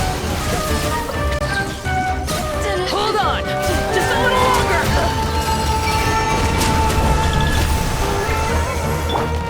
Light it up! I see everything! Stand with me! I'll settle this! We finally beat them! That mysterious guy can't have gotten far! Let's catch up with him!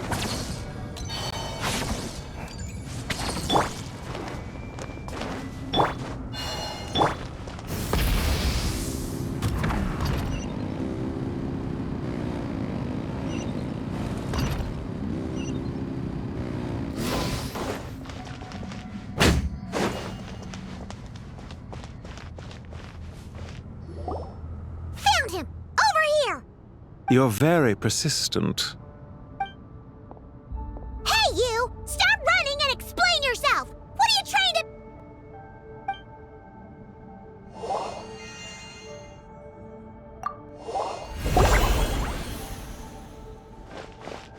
What's this? Relax. A small trap like this won't be enough to hold you. The sandstorms from Gurabad will die down soon enough, but this small window of time was all we needed to launch the next phase of our plan.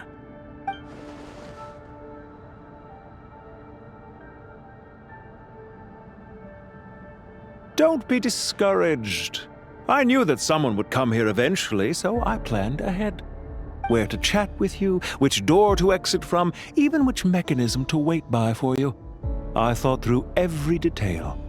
You, meanwhile, know nothing of who I am. So far, you've only heard my voice, and for all you know, it may not even be real. But not to worry. This is only our first meeting. It shan't be our last. Just answer me one last question. Why do you continue to follow Dottore? He has conducted countless cruel experiments, even on his subordinates. Follow isn't quite the right word. Let's just say even those you see as villains have their friends, even if they aren't the most sincere of friendships. When any set of rules is established, there will be those who benefit and those who lose out. People will do anything to justify what they have gained or escape from the hardship imposed upon them.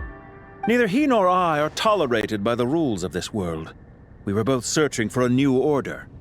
Our ideas of the final form that should take may have differed, but our journeys took a shared path. Goodbye, Traveler and Paimon. I wish you a timely escape, albeit not too soon.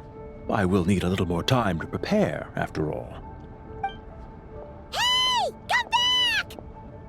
Wait, this dark wall. We've seen these on our adventures before. It swallows people up! Oh, I'm sorry. She shouldn't have jumped the gun!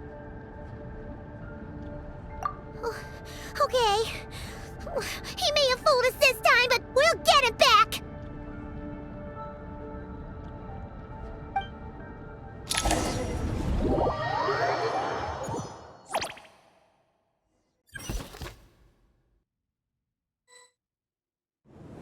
Sino and his team are guarding the north. We'll take this side. There's so many Jinn. We can't let them get into Aru Village. Don't fret. I am well prepared for this situation. Huh. So you have a solution? Perhaps you're unaware that I have a trusty genie partner of my own, Plumpy. If I send her to negotiate with the others, this whole thing will be resolved before you can say Mora. Off you go, Plumpy!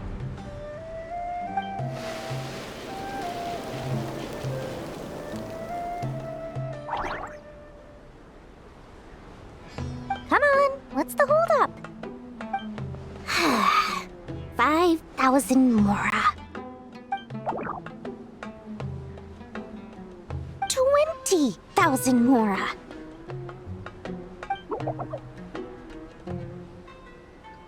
100,000 Mora. Final offer. Ah, so she's a hired partner.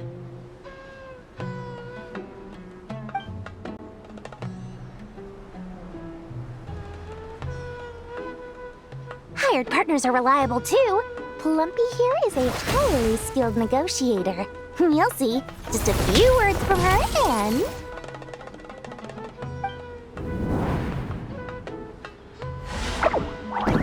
Plumpy!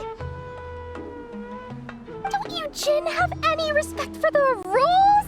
This was supposed to be a negotiation! How dare you treat my messenger like this? You wanna play rough? Two can play at that game!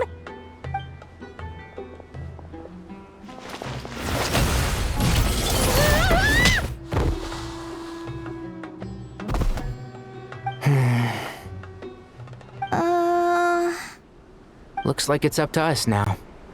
Be careful, Kale. Yes, Master!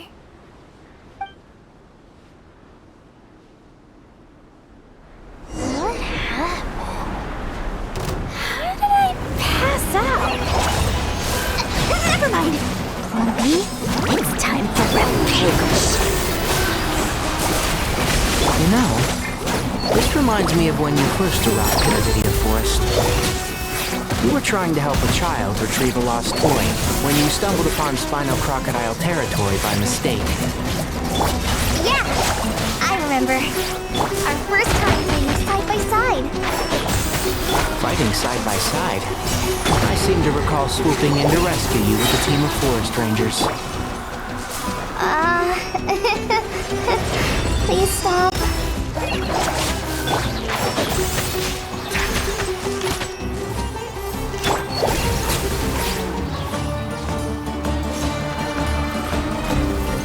You're so good! Just like we rehearsed!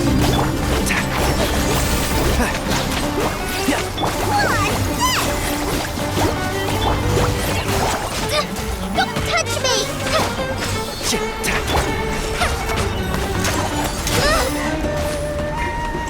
And Shroud!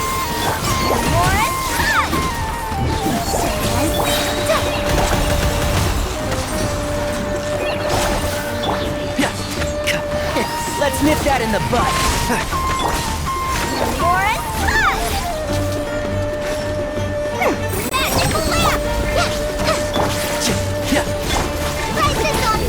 Keep up! There's too many of them! I can't believe I used 12 rare items in one battle! Ugh. I shudder to think how this is going to affect this month's accounts. The sight of that glaring deficit might be more than my poor heart can take. Tainari, how's the situation on your end? We held the line, though it was a close call. But it looks like they're preparing for another attack. Has something happened? They've breached our defenses in the south. The Jin are pouring in. We're moving the villages to the north as we speak. We're hemmed in. This is getting precarious. Our margin for error just got a lot smaller. That's why we wanted to confirm your status. We need to consider our next move carefully. Bad news! Another line of defense has been breached. Kale, go with them and assess the situation. Dory and I will hold the line here. But Master! Even with 3 of us, we barely managed to. This is not a discussion, Kale. Don't worry about us. She clearly still has plenty of tricks left up her sleeve. Wait, you can't pin all your hopes on me! Oh, great. I've almost run out of the things I brought with me, and the rest is back at the caravan. I should be able to hold out for a little longer, but still... Master! Need any help? Huh? What is it, Kale? If things continue like this, it won't be long before Aru village is overrun by Jinn, and the sandstorms are sure to follow in their wake. I do have a plan, but I can't guarantee it will work. I don't care, whoever you are. Please just help us. The only one who can help is you. I am merely here to guide you along the correct path.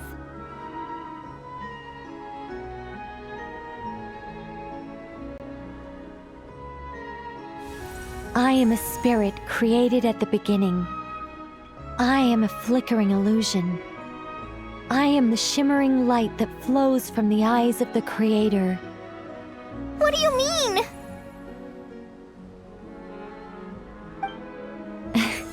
It doesn't matter. You don't need to understand it. Just repeat after me, one line at a time.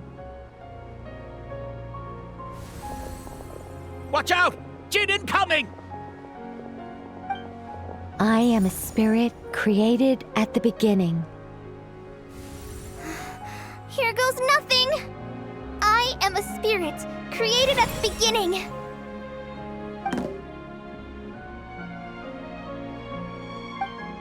I am a flickering illusion. I am a flickering illusion.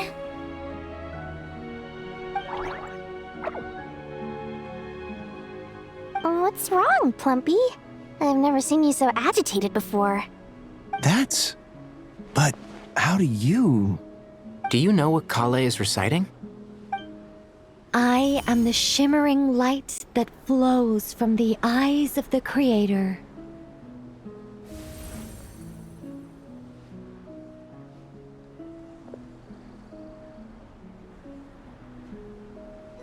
I am the shimmering light that flows from the eyes of the Creator!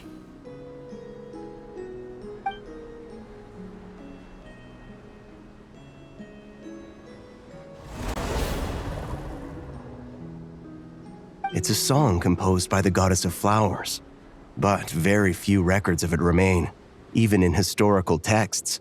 All we have is a few fragments. Is Kale an avid historian? Not to my knowledge. The Jinn have actually quieted down. Although... no, it's more than that. It looks like they're showing... submission. Clearly the songs left by the goddess of flowers have a soothing effect on them. At the very least, they're much calmer now. Really? Let me try. I am a spirit created at the beginning.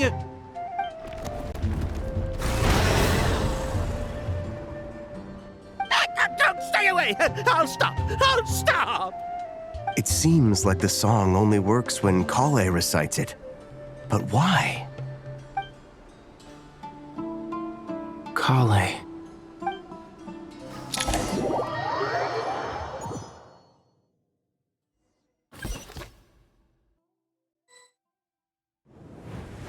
Yeah! Any luck?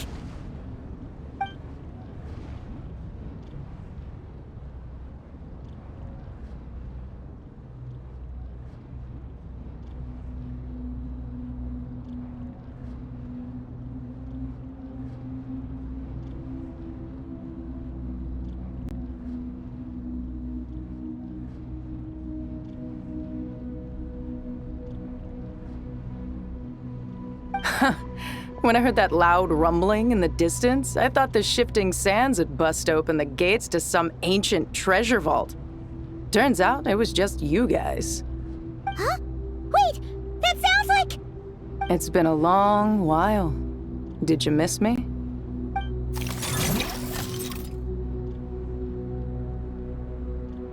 Jet! Ben! Let's save the catching up for later.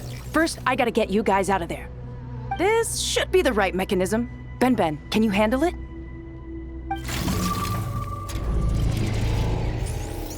There we go.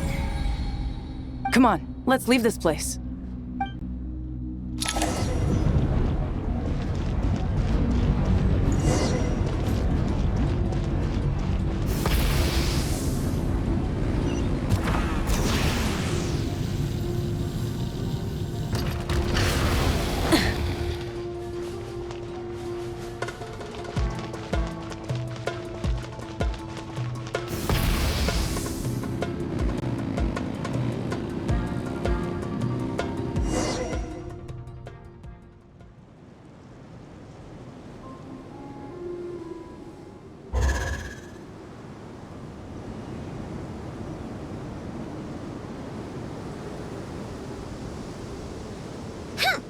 Fatui sure made themselves scarce.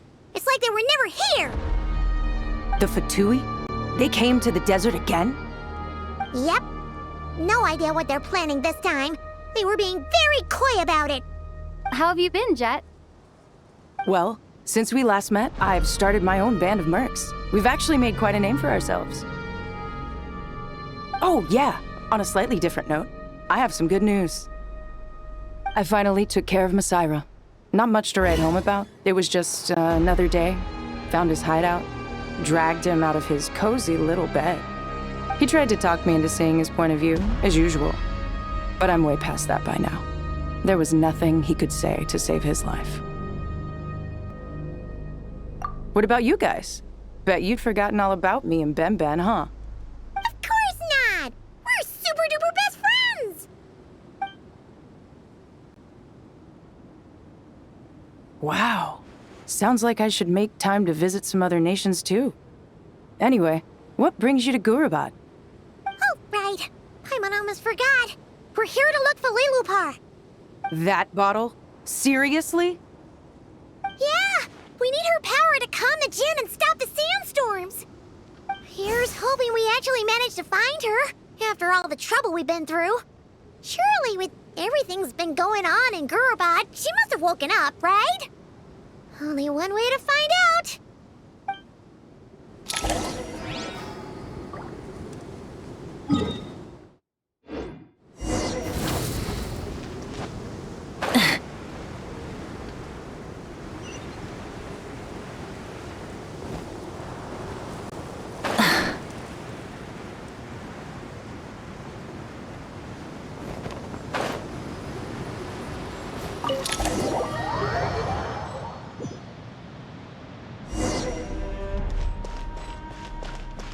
Let's see. She should be around here somewhere. Aha! Found her!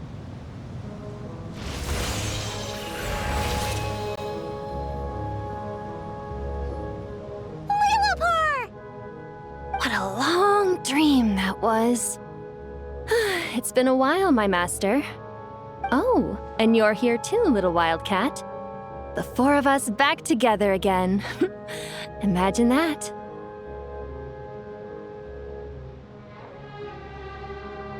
After we last parted ways, I merged with the land beneath Gurabad to suppress the dark calamity stirring in the depths.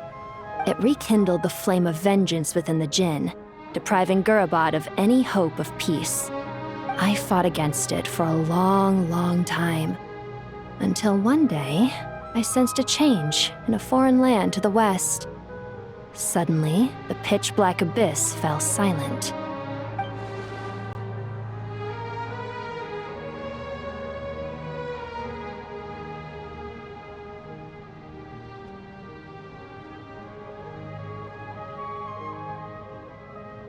Once satisfied that that dark power could no longer bewitch the Jinn, I too fell into a deep slumber, from which I have only now awoken.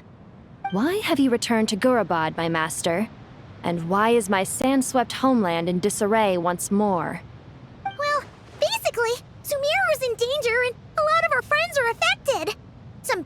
guys messed around with Irminsul, and now they've released the Djinn in here! We managed to chase off the culprits, but we have no idea how to seal this place back up and stop the sandstorms! Child's play. I shall quell the Djinn and scatter the storms. Thank you, Lilupar. No need to thank me, my master. I have granted many wishes in my time, and this was the most trivial of them all.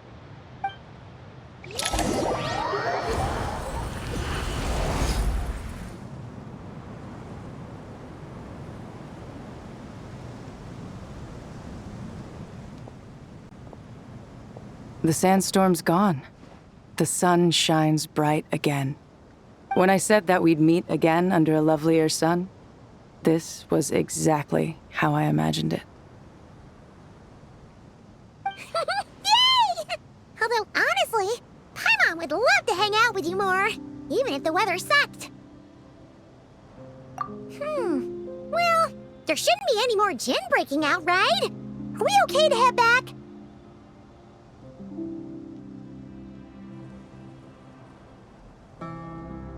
Sounds good. You can introduce us to your other friends. Another adventure begins. Lovely.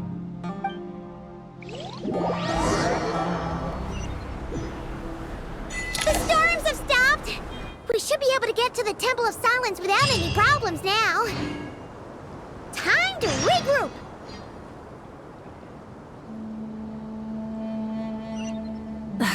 Instead of confining them, try and stop me!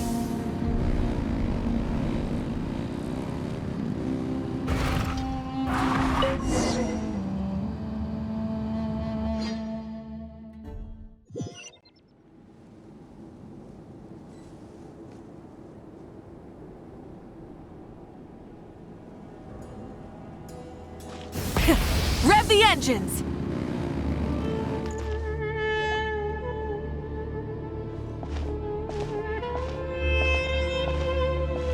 So, this is the Temple of Silence. I've heard the Nagarjanites mention it in passing, but I never imagined it would be this big. It's colossal. I thought the temple moved to the rainforest ages ago. When did they scamper back into the desert? I don't know. This plan sounds a little too risky for my liking. Even in King Deshret's day, this was experimental technology. We have no idea what could happen if we activate it. Well, unless you know of another viable alternative for the Akasha terminal, I'm afraid this is our only option.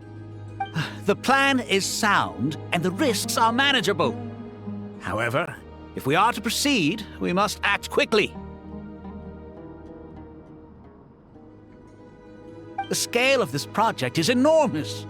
Even with Kaveh, Faruzan, and every other scholar of mechanics working on it full-time, the proposed modifications won't happen overnight.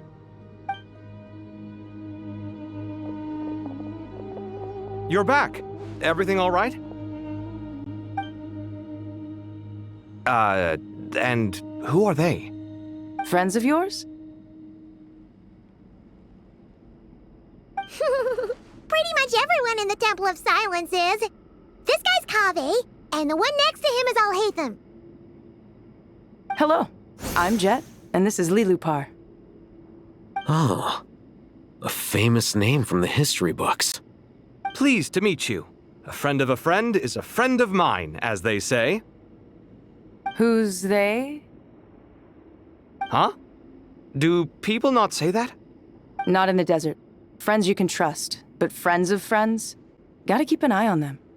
Still, I do trust the Traveler's judgment. I'm sure you're good people. The sandstorms have calmed down. I take it the Gurabad problem is resolved? What did you find?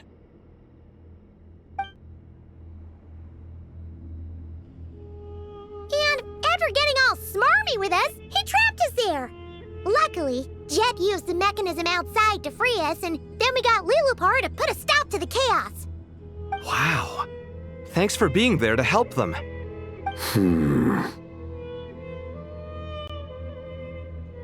So, this mystery man openly admitted that he was merely a Harbinger subordinate. Yeah? there something weird about that?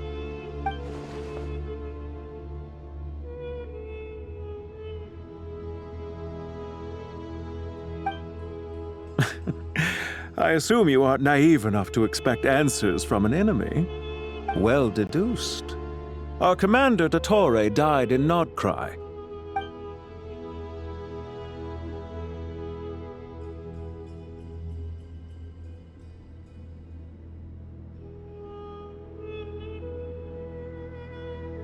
Are you wondering about his true identity? Or do you think there's a big conspiracy behind all this? I wouldn't go as far as to call it a conspiracy. Just the simple fact that having someone to shift the blame on tends to prove useful should trouble come knocking later. The most important thing for now is to solve the immediate problem. Perhaps that man knew you wouldn't have the resources to investigate his background and so didn't put much effort into disguising himself. This is all getting a little cryptic for me. I'll let you guys talk while I take a walk with Lilupar. Jet? Aren't you with the Blazing Beasts? What a coincidence. Didn't expect to run into you here. We're mercs. You can run into us anywhere. Who's this with you? So, did you find the solution you were looking for in the Temple of Silence? You bet we did. This place is incredible. It has everything. So far, we've discussed a plan and verified its feasibility. Building a new system from scratch is out of the question. So our only option is to modify the Akasha using certain resources we hope to find in the mausoleum of King Deshret. According to certain sources in the Temple of Silence, there is a core device in King Deshret's mausoleum known as Aru. Little is known about this device in academic circles, which suggests it was hidden quite effectively. If these sources prove correct, the energy contained within Aru may be sufficient to power our Akasha renovation plan. However, this raises difficult questions regarding technological integration. The sages are still debating it. Yeah, but I'm sure they'll reach a compromise once they've argued it out. The people of the rainforest are always cautious when it comes to desert technology. But times of crisis like this leave us with little choice. Wait, Paimon has a question. Is this the same Aru we've heard of before? It's sealed off, right? Some sort of prison where the Goat King, Ibis King, and Crocodile King are locked up. Well remembered. Yes, that's exactly right. According to our records, Aru was the most brilliant creation King Deshret ever conceived of. Built by divine and mortal artisans working together. It was a miraculous accomplishment, and it lies hidden deep within the king's mausoleum to this day. That being said, what Aru actually does and why it was built, those are deep secrets we are not privy to. Until recently, I wouldn't have been optimistic that the place even exists. The only reason I'm inclined to believe it now is because we heard it from the Ibis King Thoth himself at his temple. The tale of how the 3 retainers of Al-Akhmar were imprisoned in Aru. Paimon totally gets that.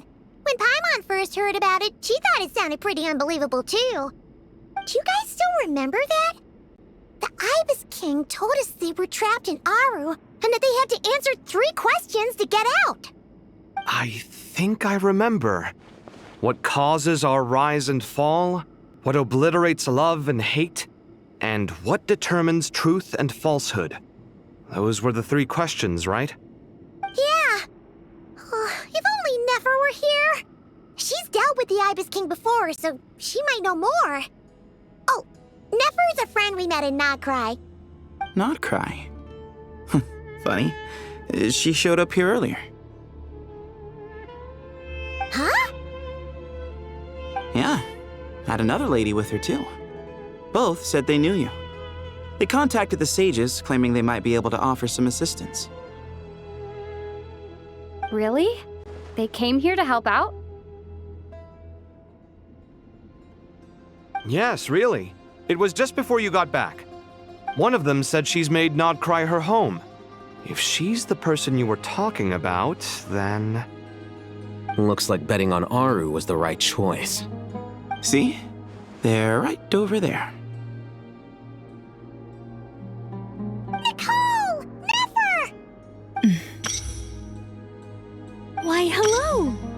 here to help.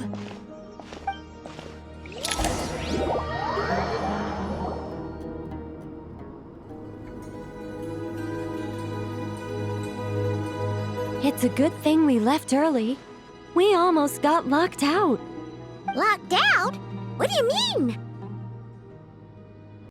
Oh, you haven't heard? An invisible barrier has appeared around Sumeru's borders, cutting off all travel in and out. No one can leave and no one can enter. Sumeru has become a lonely island. Are the Fatui behind this too? Actually, no. This has nothing to do with them. I suspect it's a defense mechanism within Irminsul itself. Irminsul is the source of Tevat's ley lines, after all, and Sumeru is the nation closest to it. I imagine this function was put in place to seal the entire region off in the event of serious damage, preventing the disaster from spreading to the rest of Tevat.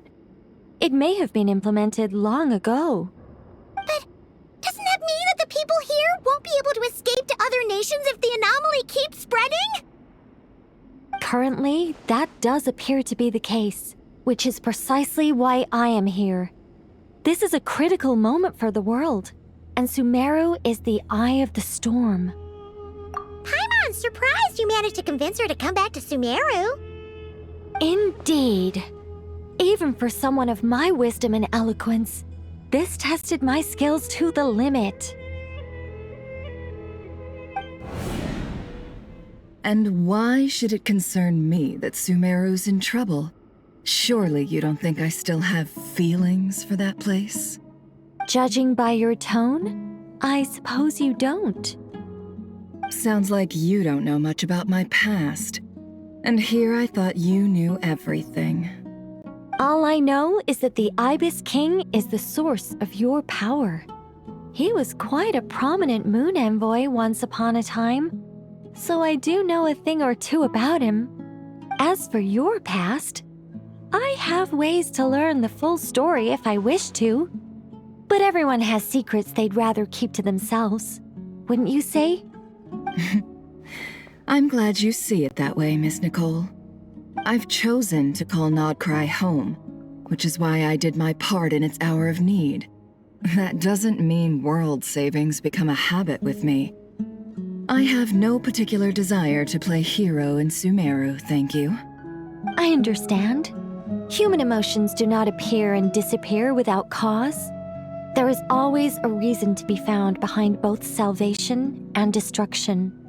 Still, if time has taught me anything, it's that human emotions are often complex and in conflict. That's why people change their minds about things all the time. But that's where we angels come in. Our duty, ultimately, is to guide people towards their deepest, truest desires and help bring them to fruition. So I wish to hear about your past, because I do not believe you are motivated by hatred alone. And if we still arrive at different conclusions in the end, that's okay.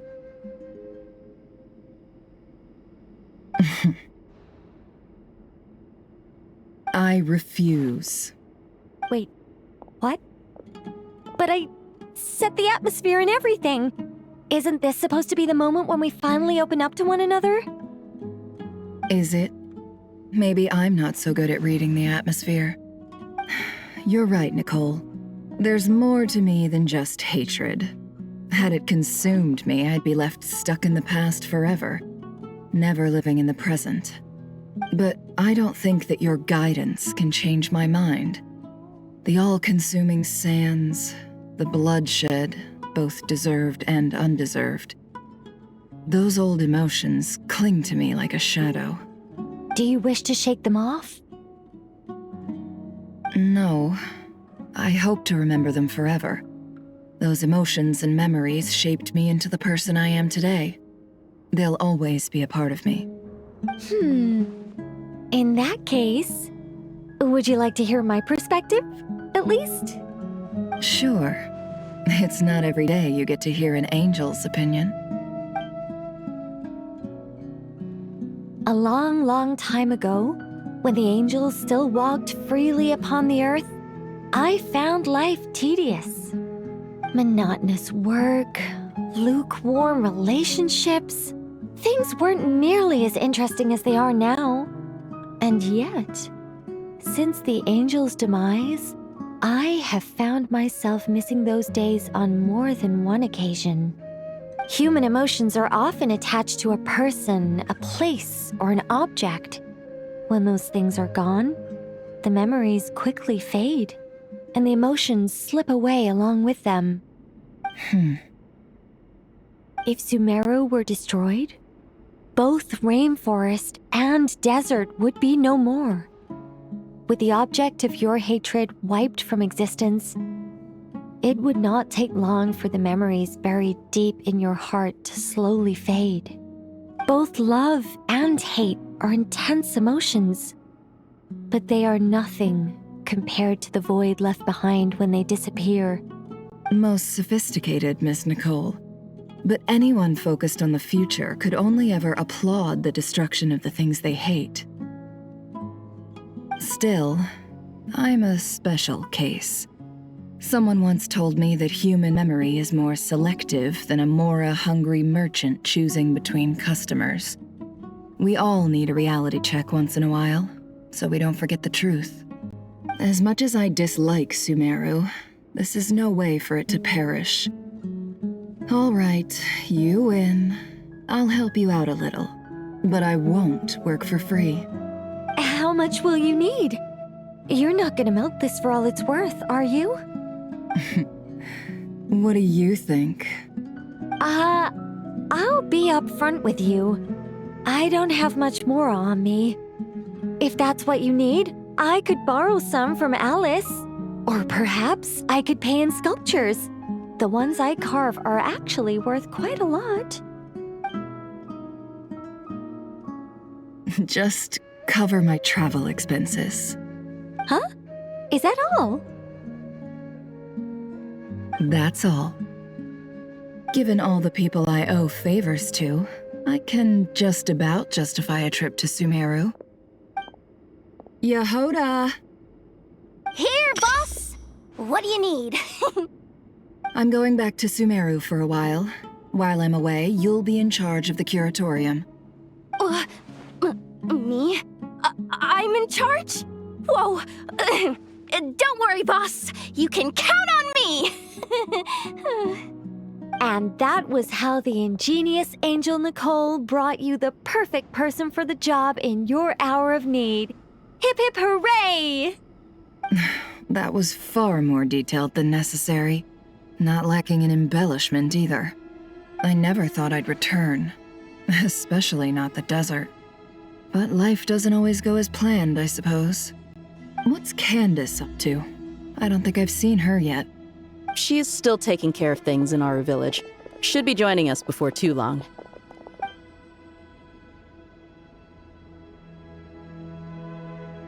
Oh, and sorry. Hope we're not interrupting anything. We have some good news, though. We're planning to go to the mausoleum of King Deshret to look for the legendary Aru, then use it to try and restore the Akasha system. According to records in the Temple of Silence, the mausoleum houses something called Aru's Shoot, which can be used to establish connection with Aru. We still have some time before we leave, so there's no rush. By the way, who are these two new faces? Just call me Nefer. I'm based in Nodcry. Did I hear you mention Aru? Correct. Well, I happen to have a connection with one of the 3 retainers imprisoned inside, the Ibis King. I'm here to get things done, so if you don't mind, I think I should come with you. That sounds perfect. Miss Nefer, are you from the desert by any chance? Why do you ask? I don't know. There's a familiar air about you. Plus, you mentioned Candace. Sorry, I don't mean to pry. It was just a random thought. I'm Dia, an eremite mercenary. My work usually keeps me out in the desert. I'm on good terms with Dory, and she's mentioned you all before. It's nice to finally put faces to the names. However, my associate here is probably less well acquainted with you. Why don't you all introduce yourselves? Actually, I'm a little better acquainted than you might think.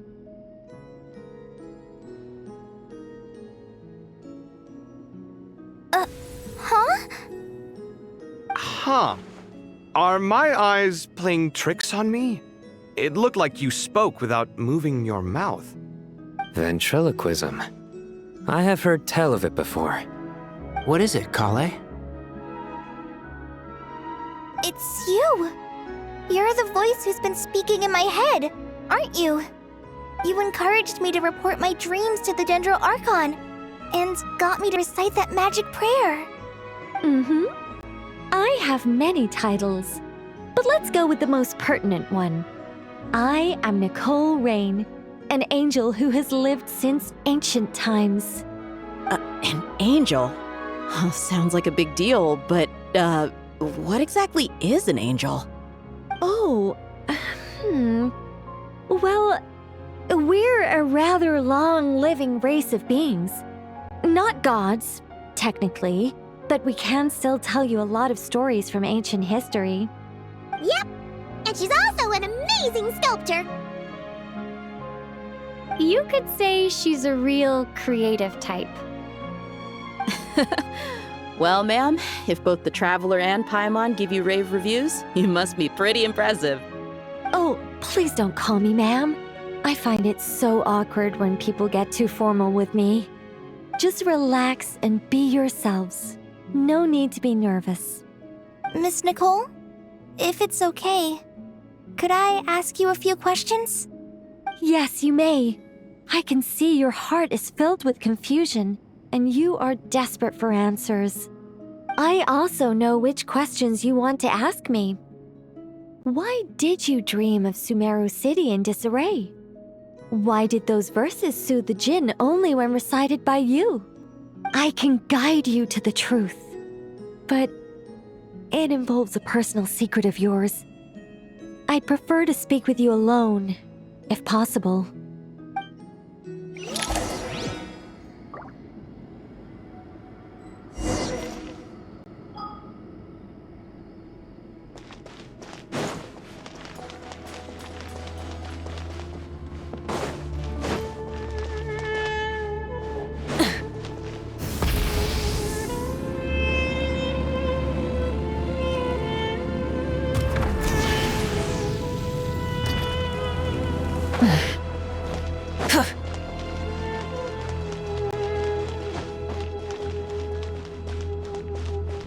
Try and stop me!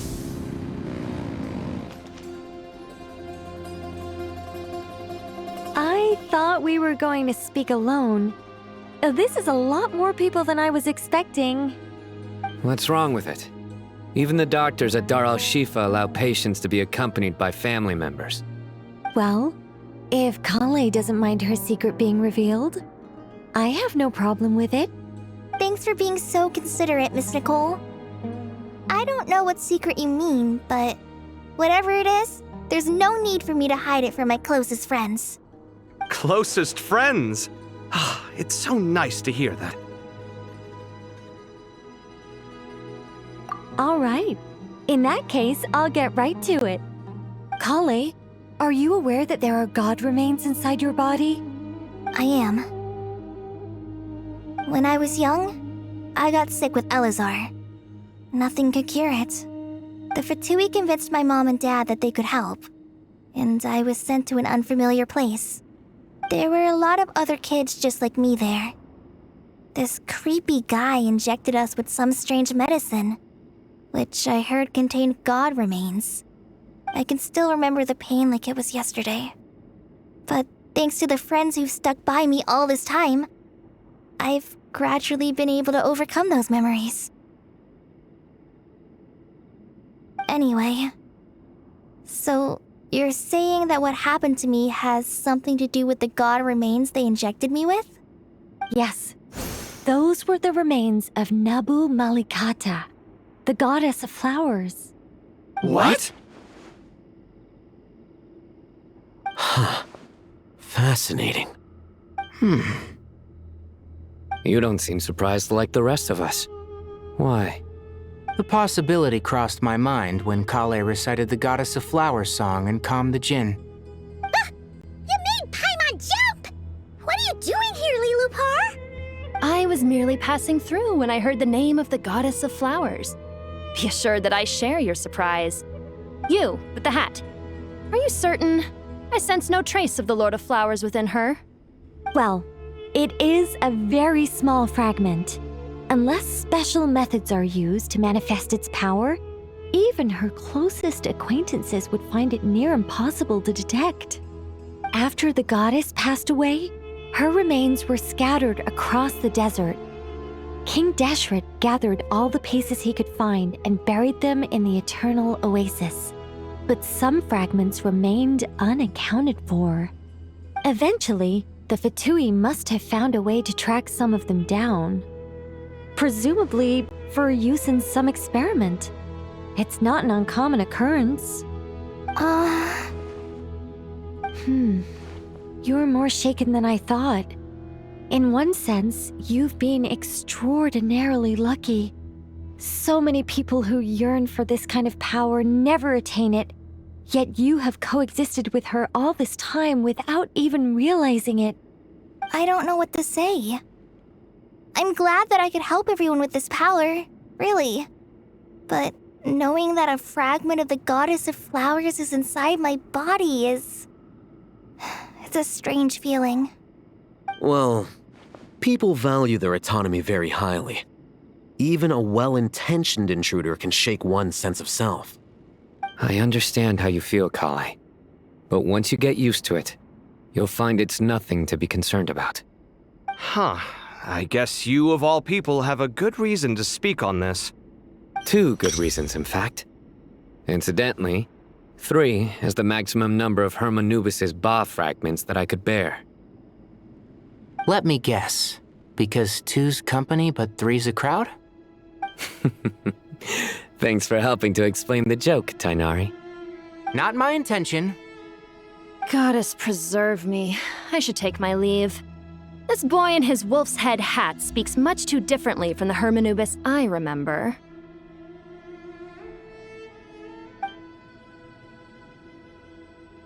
Kale, all I'm trying to say is, no matter how many Hermanubis fragments there are within me, you wouldn't think of me as Hermanubis.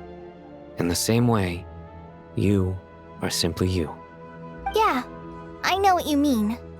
So about that dream I had, was it a warning from the Goddess of Flowers? Yes. Just like me, she was an angel created by the primordial humans, born with the instinct to guide living beings. Though her body and soul have perished, her essence retains its natural instincts. Even her smallest remaining fragments would do their utmost to send you that warning. The Mother of Dreams? Lord of Flowers and Oases? She must have had a premonition. That is why she gave that dream to you. We won't let her efforts go to waste. But I still don't understand. Why me? Yes. Why indeed? You weren't the only one injected with God remains, but only in you have her fragments persisted. I suspect it may be because of the firm will you showed in the face of suffering. She was likely assimilated by that will. Of course, this doesn't mean you have to shoulder any extra responsibility. As this young man said, you are who you are, and that will not change. All right, any further questions from the family members of the patient? If not, we should head to the mausoleum of King Deshret. Let's move out. Time to put our plan into action. We all hope it'll work. But will we really be able to open Aru? And even if all 7 pillars of King Deshret agree to let us proceed, the scale of the work to follow is daunting, to say the least. Haven't you handled other big projects before? I mean, the biggest project I've worked on to date is probably the Palace of Alcazarzaray, I guess? But this is orders of magnitude beyond that. It's a total nightmare. Look on the bright side. At least this time you're actually here when Sumeru needs you most. You won't have to come asking me for details after the fact. Mock me all you want. But now that I'm here, things will be resolved far more quickly and smoothly than last time. Kave's self-doubt disappeared in an instant. Like magic. Well, this confidence is most gladdening. Now, go and pack your things. We'll head to the mausoleum as soon as you're ready.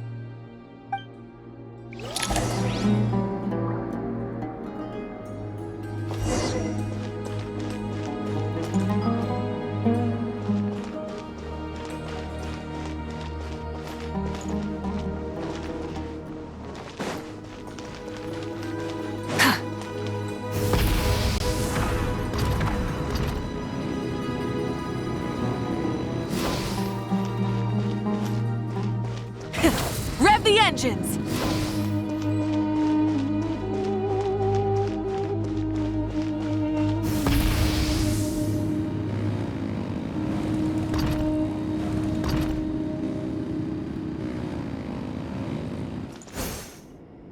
Oh, Miss Nicole.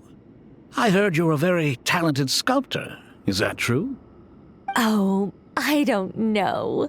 I wouldn't want to blow my own trumpet.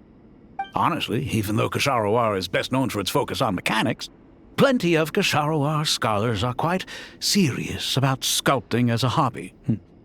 So if they rate your work, that's enough for us. We just have to take a look. Who's we? Myself and a few other scholars. Kashif, Daneshvar, come take a look.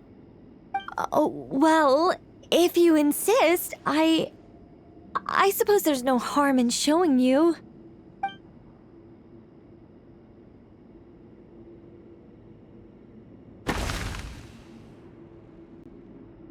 Whoa! Where did that come from? Look at the level of detail. It's so lifelike. The squirrel descends from the heavens like a champion, and the earth trembles beneath its feet. What do you think? Striking, isn't it? Kaveh? Kaveh, come here for a sec. Oh, and Madame Faruzan, didn't you used to study in our darshan? Come take a look. All right, but hang on a moment. I have to finish reviewing this proposal first. You called? What is it, youngster? This squirrel statue. Isn't it cute? Oh, a squirrel. I wouldn't say cute per se. The realism is what stands out to me. Were you trying to carve a statue of a hero, young lady? Oh, a hero? I suppose so. Actually, I didn't really have a specific theme in mind. I just started working on it, and this is how it turned out. I see. Well, do you tend to read novels about heroes in your spare time? As a matter of fact, I do quite enjoy those. Everyone loves a good tale of daring do, right? Then perhaps the statue represents the heroic tale you long to see deep down inside. Also on the subject of heroism, I feel that if the subject posed with a finger raised towards the heavens, it would lend a greater gravitas to the overall image. I'm sure some would call it cliché or old-fashioned, but not me. I think it would be a perfect fit. It has a certain classical beauty about it. Kaveh! Sorry, Madame Faruzan, I'm a little busy right now. Don't wait up for me. What a pity. That young man has excellent aesthetic tastes. I was hoping to ask him for his opinion. What a genius idea! Why didn't I think of that? Classical beauty is a great direction to explore. That's it. Once I get back, I'm going to sculpt a heroic squirrel pointing its finger towards the sky. Precisely. A declaration of victory. You understand my vision. Then place the two statues face to face. Yes! That's exactly what I was thinking. It'll be a masterpiece. Miss... I'm sorry. I didn't catch your name. Just call me Nicole. Madame Faruzan? Was it? What? Oh, no. That wouldn't be right. Why ever not? Madam is a state of mind cultivated from within. Anyone may call me Madam if they so desire. My dear Miss Nicole, once we make it through these trying times, should we have the pleasure of meeting again, I shall look forward to seeing your new work. In this day of age, it's rare to find people with an appreciation for classical aesthetics. Meeting you was truly a pleasant surprise. Honestly, I feel the same way. It's been a long time since I met anyone interested in this style of statue. Clearly, they don't call you madam for nothing. Also, I have to say, you're a very good judge of character. Because when I think about it, I really am someone who likes stories about heroes. That must be why I've quietly kept watch over generation after generation of them. Sorry, keeping watch over heroes? What exactly do you do for a living? Oh, never mind that. Let's not tell Madame Faruzan about Miss Nicole's true identity for now. Good idea. Let's limit the conversation to aesthetics.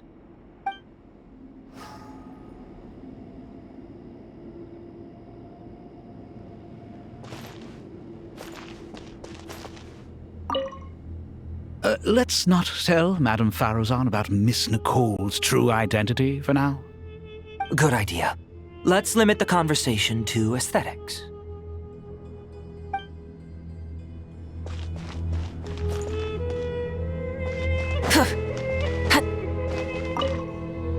What's wrong? You look a little depressed. Kale got a fragment of the Goddess of Flowers, and all I got was one of the 7 pillars who served under King Deshret.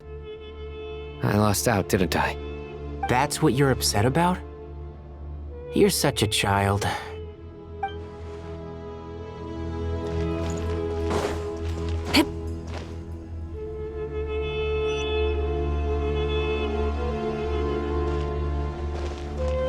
Good to finally meet you in the flesh. It's a little surreal seeing you here after exchanging letters for so long. In my head, the boss of the Curatorium of Secrets didn't look so young. Sounds like you have some history then? Any budding mercenary group needs a steady supply of intel. They, in turn, can prove an exceptional source of the same. The Curatorium of Secrets is happy to cooperate with friends from all over the world. If you're interested, you'd be very welcome to join our network too, Miss Dia. Can't say no to a solid partnership, especially out here in the desert. Having intel can mean the difference between life and death. But cooperation's built on mutual trust, and there isn't much contact between the desert and Nodcry. So I'm guessing you reached out to Jet first, Miss Nefer? What's behind your interest in the desert? Nostalgia? Or is there someone you're looking to take care of? Let's put all our cards on the table first. Things will go more smoothly that way. I like your style, Flame Mane. Actually, I had this same discussion with Jet before we started working together. To be clear, I have no intention of using you for any ulterior motives, and I have no enemies in the desert as things stand now. Were that to change, I wouldn't drag outsiders into a conflict that doesn't concern them. There's no point in doing certain things if you don't do them yourself. Wouldn't you agree? Well said. Taking responsibility for one's own affairs is the way of the desert folk. Huh. It's like you're one of us. You sure that's a compliment? Absolutely. I'll take it. Perhaps we can discuss our cooperation in more detail now? Sure. I love working with no-nonsense people. And you certainly fit that description. I look forward to a fruitful partnership. As do I, my friends.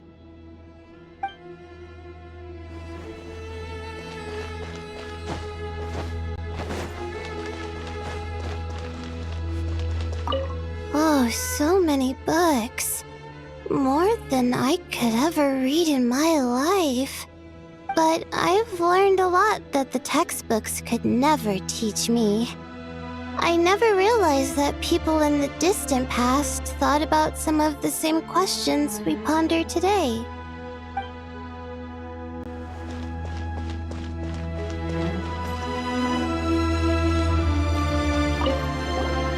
Paimon! Thanks again for your notes. I'm done copying them, so here you go. You Just let Paimon know if you ever need help again.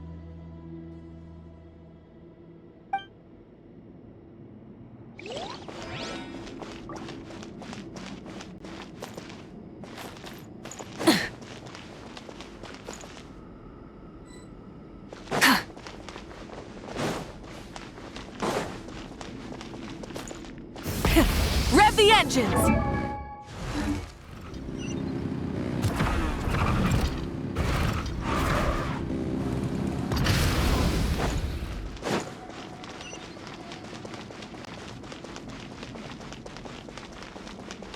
Full throttle!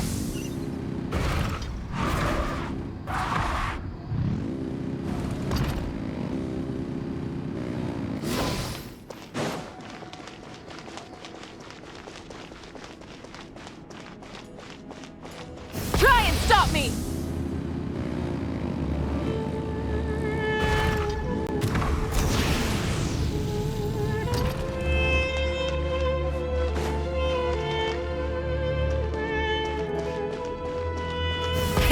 Rev the engines!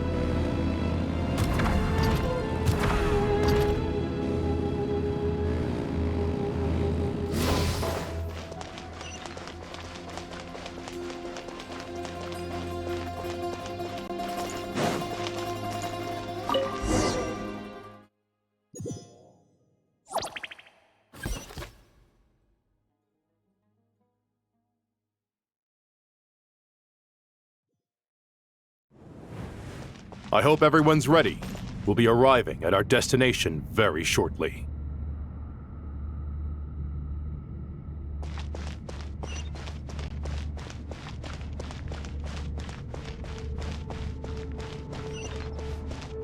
Full throttle!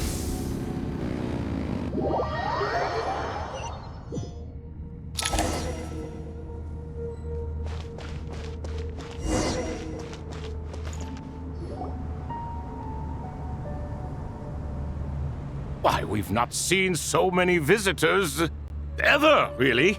What is this place now, a tourist attraction? Ah, closer inspection reveals many familiar faces. To what do we dusty old fellows owe the honor? Surely you're not just here to chat. You surmised correctly. We are here to carry out a rather enormous project. Ho, enormous, you say? How large, then?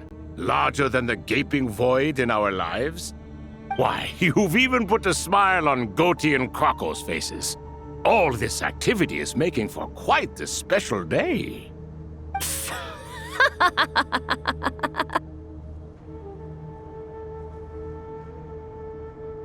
I know that laugh. Lilipar? What on earth are you doing here? Oh, this is hilarious. Turns out good things really do come to those who wait. As long as you stay alive long enough. When did you three get locked up in here? And still you act all high and mighty, putting on a show for the younglings. Truly hysterical. Why, you... Yes, I know. No need to shout. You're right, Lilipar. Goatee, Crocco, and I all have the same problem. But didn't King Deshret seal you away? How did you break free, and how did you get in here? Who knows? Perhaps you can ask my master one day, should you ever get the chance. Behold, the executioners of old. Some have turned into fragments residing in human bodies, and others are imprisoned eternally, leaving not a single shard behind. It's almost tragic, watching lowly prisoners like you act all self-important. Curiosity gnaws at you, doesn't it? Your interest in the outside world threatens to burst you at the seams. I'm starting to take a liking to this magic bottle lady. Time is of the essence. Let's get down to business. We come to you, O three ancient lords, to request your assistance on behalf of the Academia. If we can help you regain your freedom, then please consider lending us your aid. As for precisely what we need your help with, it's a long story. So, to demonstrate our sincerity, we are prepared to first resolve the problems that plague the three of you. All right, stop arguing, Croco. And Goatee, don't you start. What's the harm in letting her speak?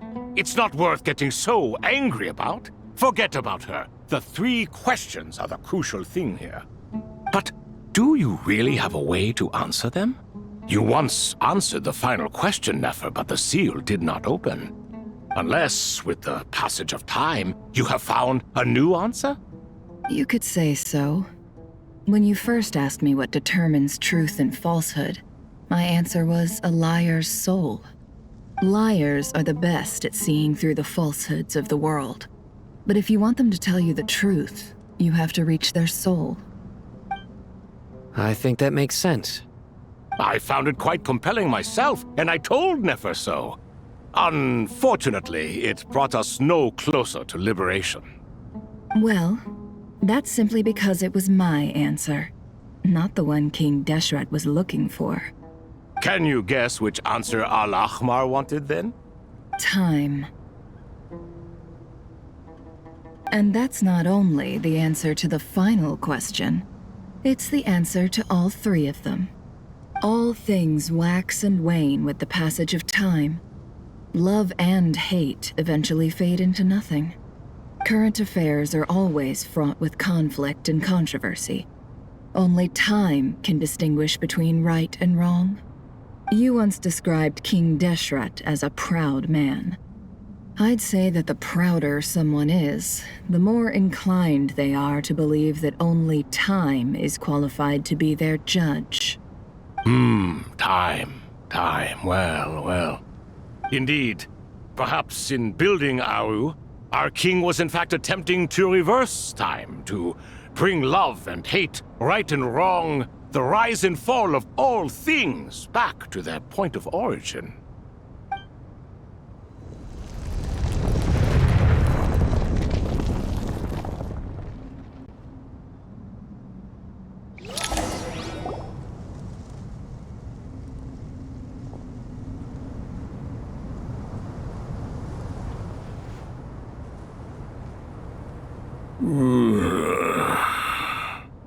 This is the most eventful day I have experienced in a long time.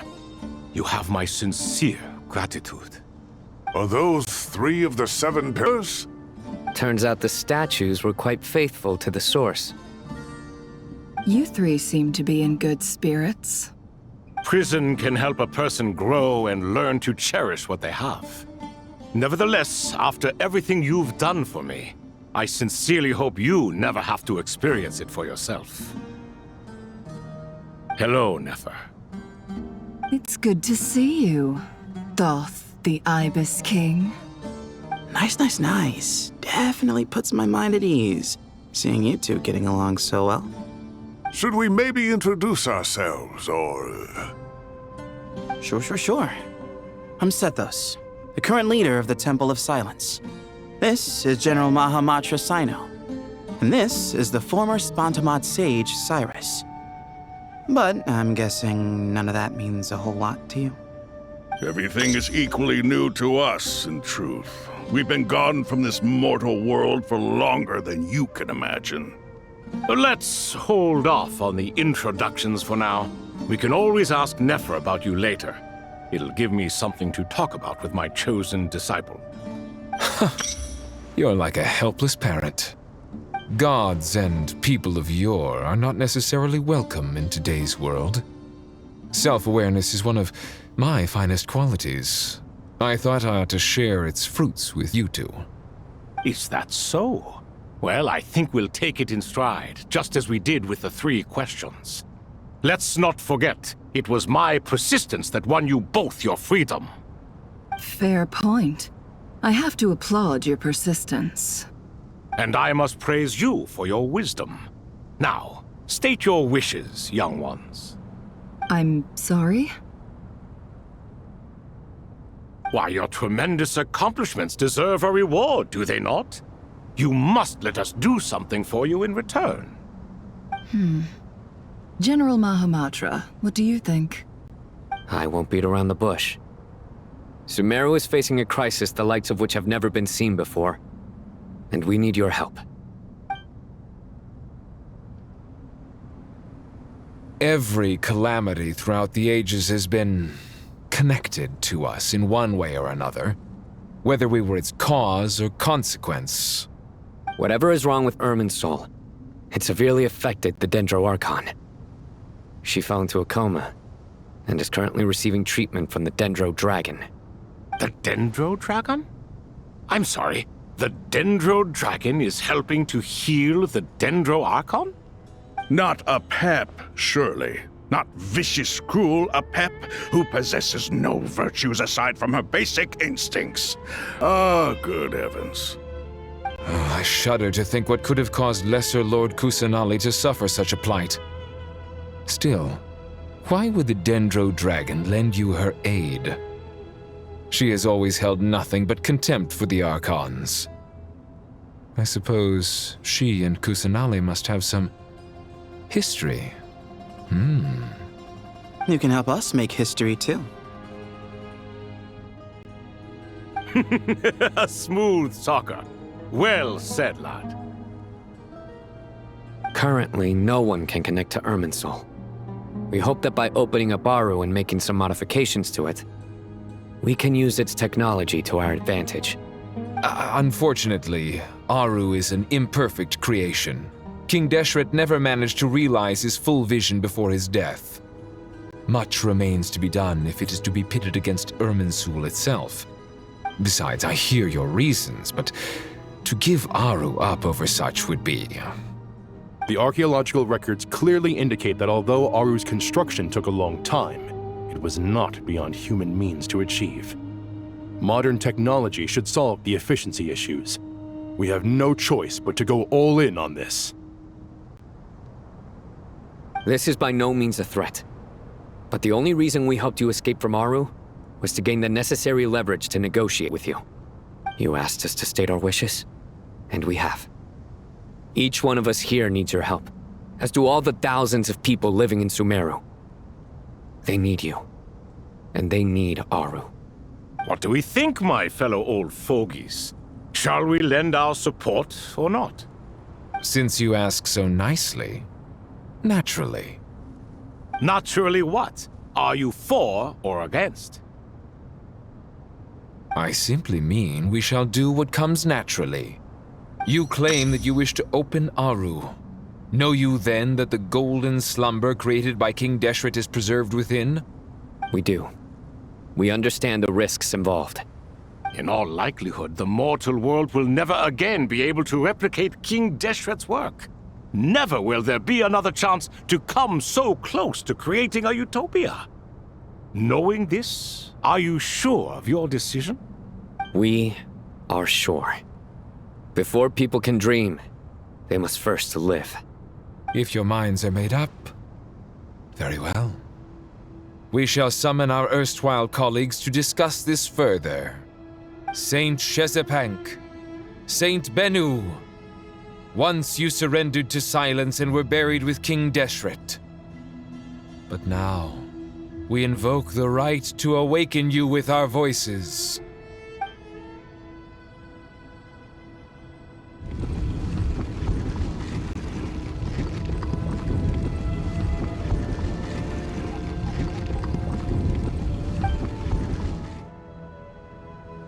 Saint Bennu, responding to your call.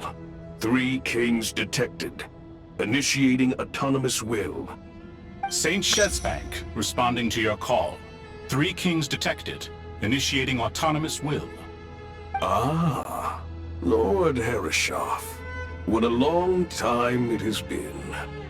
I trust you are keeping well. Then your trust in my well-being has long outlived your physical body. You have always opened with that same phrase, in life, death, and now even beyond. Al-Akmar is long gone. What is the reason for this meeting? You're awake? Good. We are voting on whether to give the people of present-day Sumeru access to Aru and permit them to perform technological renovations. You have the right to support or oppose the motion. Aru is the pride of Al-Akmar. Opening Aru requires the unanimous consent of the 7 pillars. I hope You have a convincing reason to present to us. Sumeru is currently in the midst of a major calamity. Let us not forget that while Al-Ahmar was a stern ruler, he was also a teacher of wisdom. A god without his people shall cease to exist, and King Deshret's greatest wish was to provide protection for his people. Let us then honor our God King's wishes as we consider our decision. I do not mean to mock these proceedings, but what is the point of a unanimous vote when we know that the last of the 7 pillars, the Dendro Dragon Apep, will never communicate with us? This will no doubt surprise your mechanical mind, and I have no intention of trying to persuade you it is true. But Apep is, in fact, healing the Dendro Archon as we speak. Huh? Can someone attest to this? Do we have any proof? I ask the 3 kings. Can any of you vouch for the truth of this claim? Naturally, the Ibis King, Thoth. What? It was Thoth's disciples who revealed the truth to us. We need not debate its veracity. Simply let Thoth bear accountability. That way the rest of us may have a clear conscience. Harishef, you diabolical fiend! I awakened our former colleagues for you, supported your opinion, and backed your decision. What sort of fiend would do that? I miss the days when Hermanubis was still around. At times like this, he would offer to take accountability. What are you trying to say? Is my word worth less to you than Hermanubis's? Hypocrite though you are, Lord Thoth, you are humorous in equal measure. How could we bear not to associate with a character such as you? I, Saint Shezpank, approve the Goat King's proposal. Since King Deshret is no more, we shall receive no reprimand for acting beyond our remit. Nevertheless, I sincerely hope that those before us understand the significance of what they intend to do. Remember, the moment that Aru is liberated, the myriad souls residing within the Golden Slumber will return to the ley lines. And once the ley lines flow again, these souls shall in turn be received by Irminsul. To take this step is to bring the perfect afterlife created by our king to a permanent end. We understand that well, and we have decided to proceed regardless. Furthermore, the contemporary human perspective would contend that confining souls in this way is no act of benevolence. The deceased have a right to rest in peace. King Deshret's creation is clearly a place of rest and peace. It is just that many do not see it this way. But no matter. Saint Binu approves.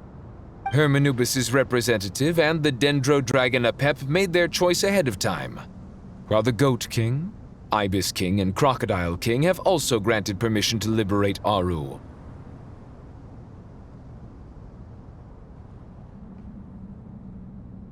By the grace of His Majesty, guided by his wisdom and will, let the gates of Aru be reopened.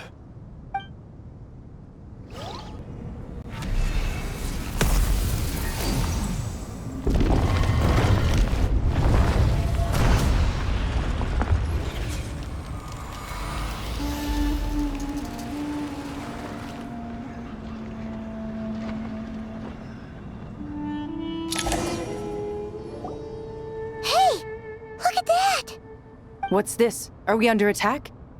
No. Wait, it's...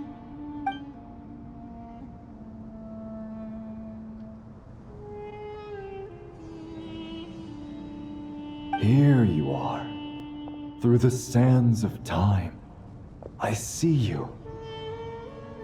Father. Father, is it really you? It's Chet's father, Jibriel! That's right! He entered the Golden Slumber, didn't he? I smell blood and sand on you. You've grown. Strong as a wild beast, and without shedding a tear. You have to leave, don't you? Please, just answer me this.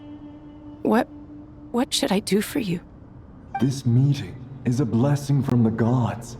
My soul, once imprisoned along with that of Semail, is finally free.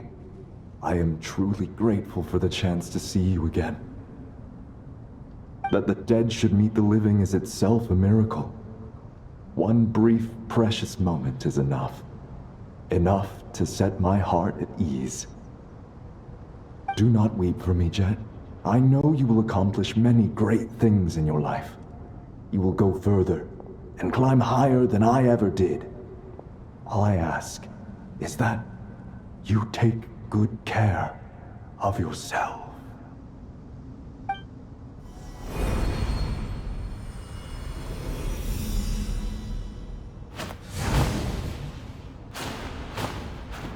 Father! Father! Father. Hey, Jet. Do you want something to eat? Maybe it'll help you feel better. I'm fine. Thanks, Paimon. It was just a little sudden. The chance to see my father again meant the world to me. He was trapped in the golden slumber for our sake. And now, after all this time, he can finally rest in peace. I'm glad. It's a huge relief. You've grown strong, Jet. More than enough to fend for yourself. Yeah. I'll leave the past in my memory where it belongs. My family, the good times and the bad. Goodbye, Father.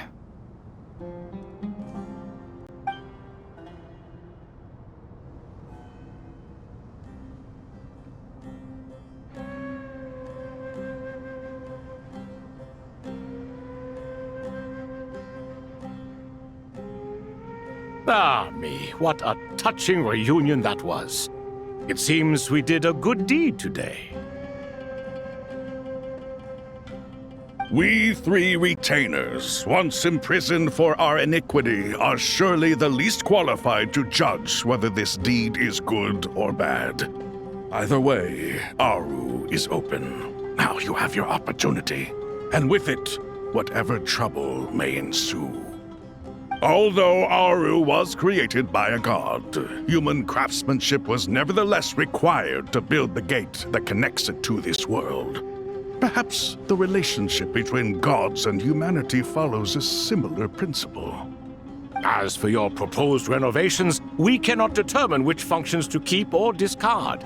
Proceed as you see fit, but please entrust the task to your most accomplished scholars, or Bennu will be most displeased. It matters not. The Ibis King shall be accountable if any problems arise. Ibis, you chose to take on disciples, and so it follows that you must accept the risks of associating with humans. If I'd known you'd be like this, I would have locked all of you away in Aru, never to leave again for all eternity. All of us? What does this have to do with me? Vilify me no further. Scholars, since you have liberated Aru, allow me to present you with a gift. Using Aru's power, we shall install a defense mechanism at our king's mausoleum. You must be guarded even against Irminsul itself. This shall afford you some convenience. Unseen and unheard. From this moment forth, none may by sight or hearing perceive anything said or done within the mausoleum. Amazing. And all this is achieved just with the power of Aru? With technology from the heavens, the possibilities are endless. Just because King Deshret did not use it for this purpose does not mean that it cannot be done. So, marvel away. This is the reward you have earned. All right. Well, that resolves the issue of confidentiality. What about the technical side? Do we have the manpower? Why, yes. I've already contacted them. They'll be here soon.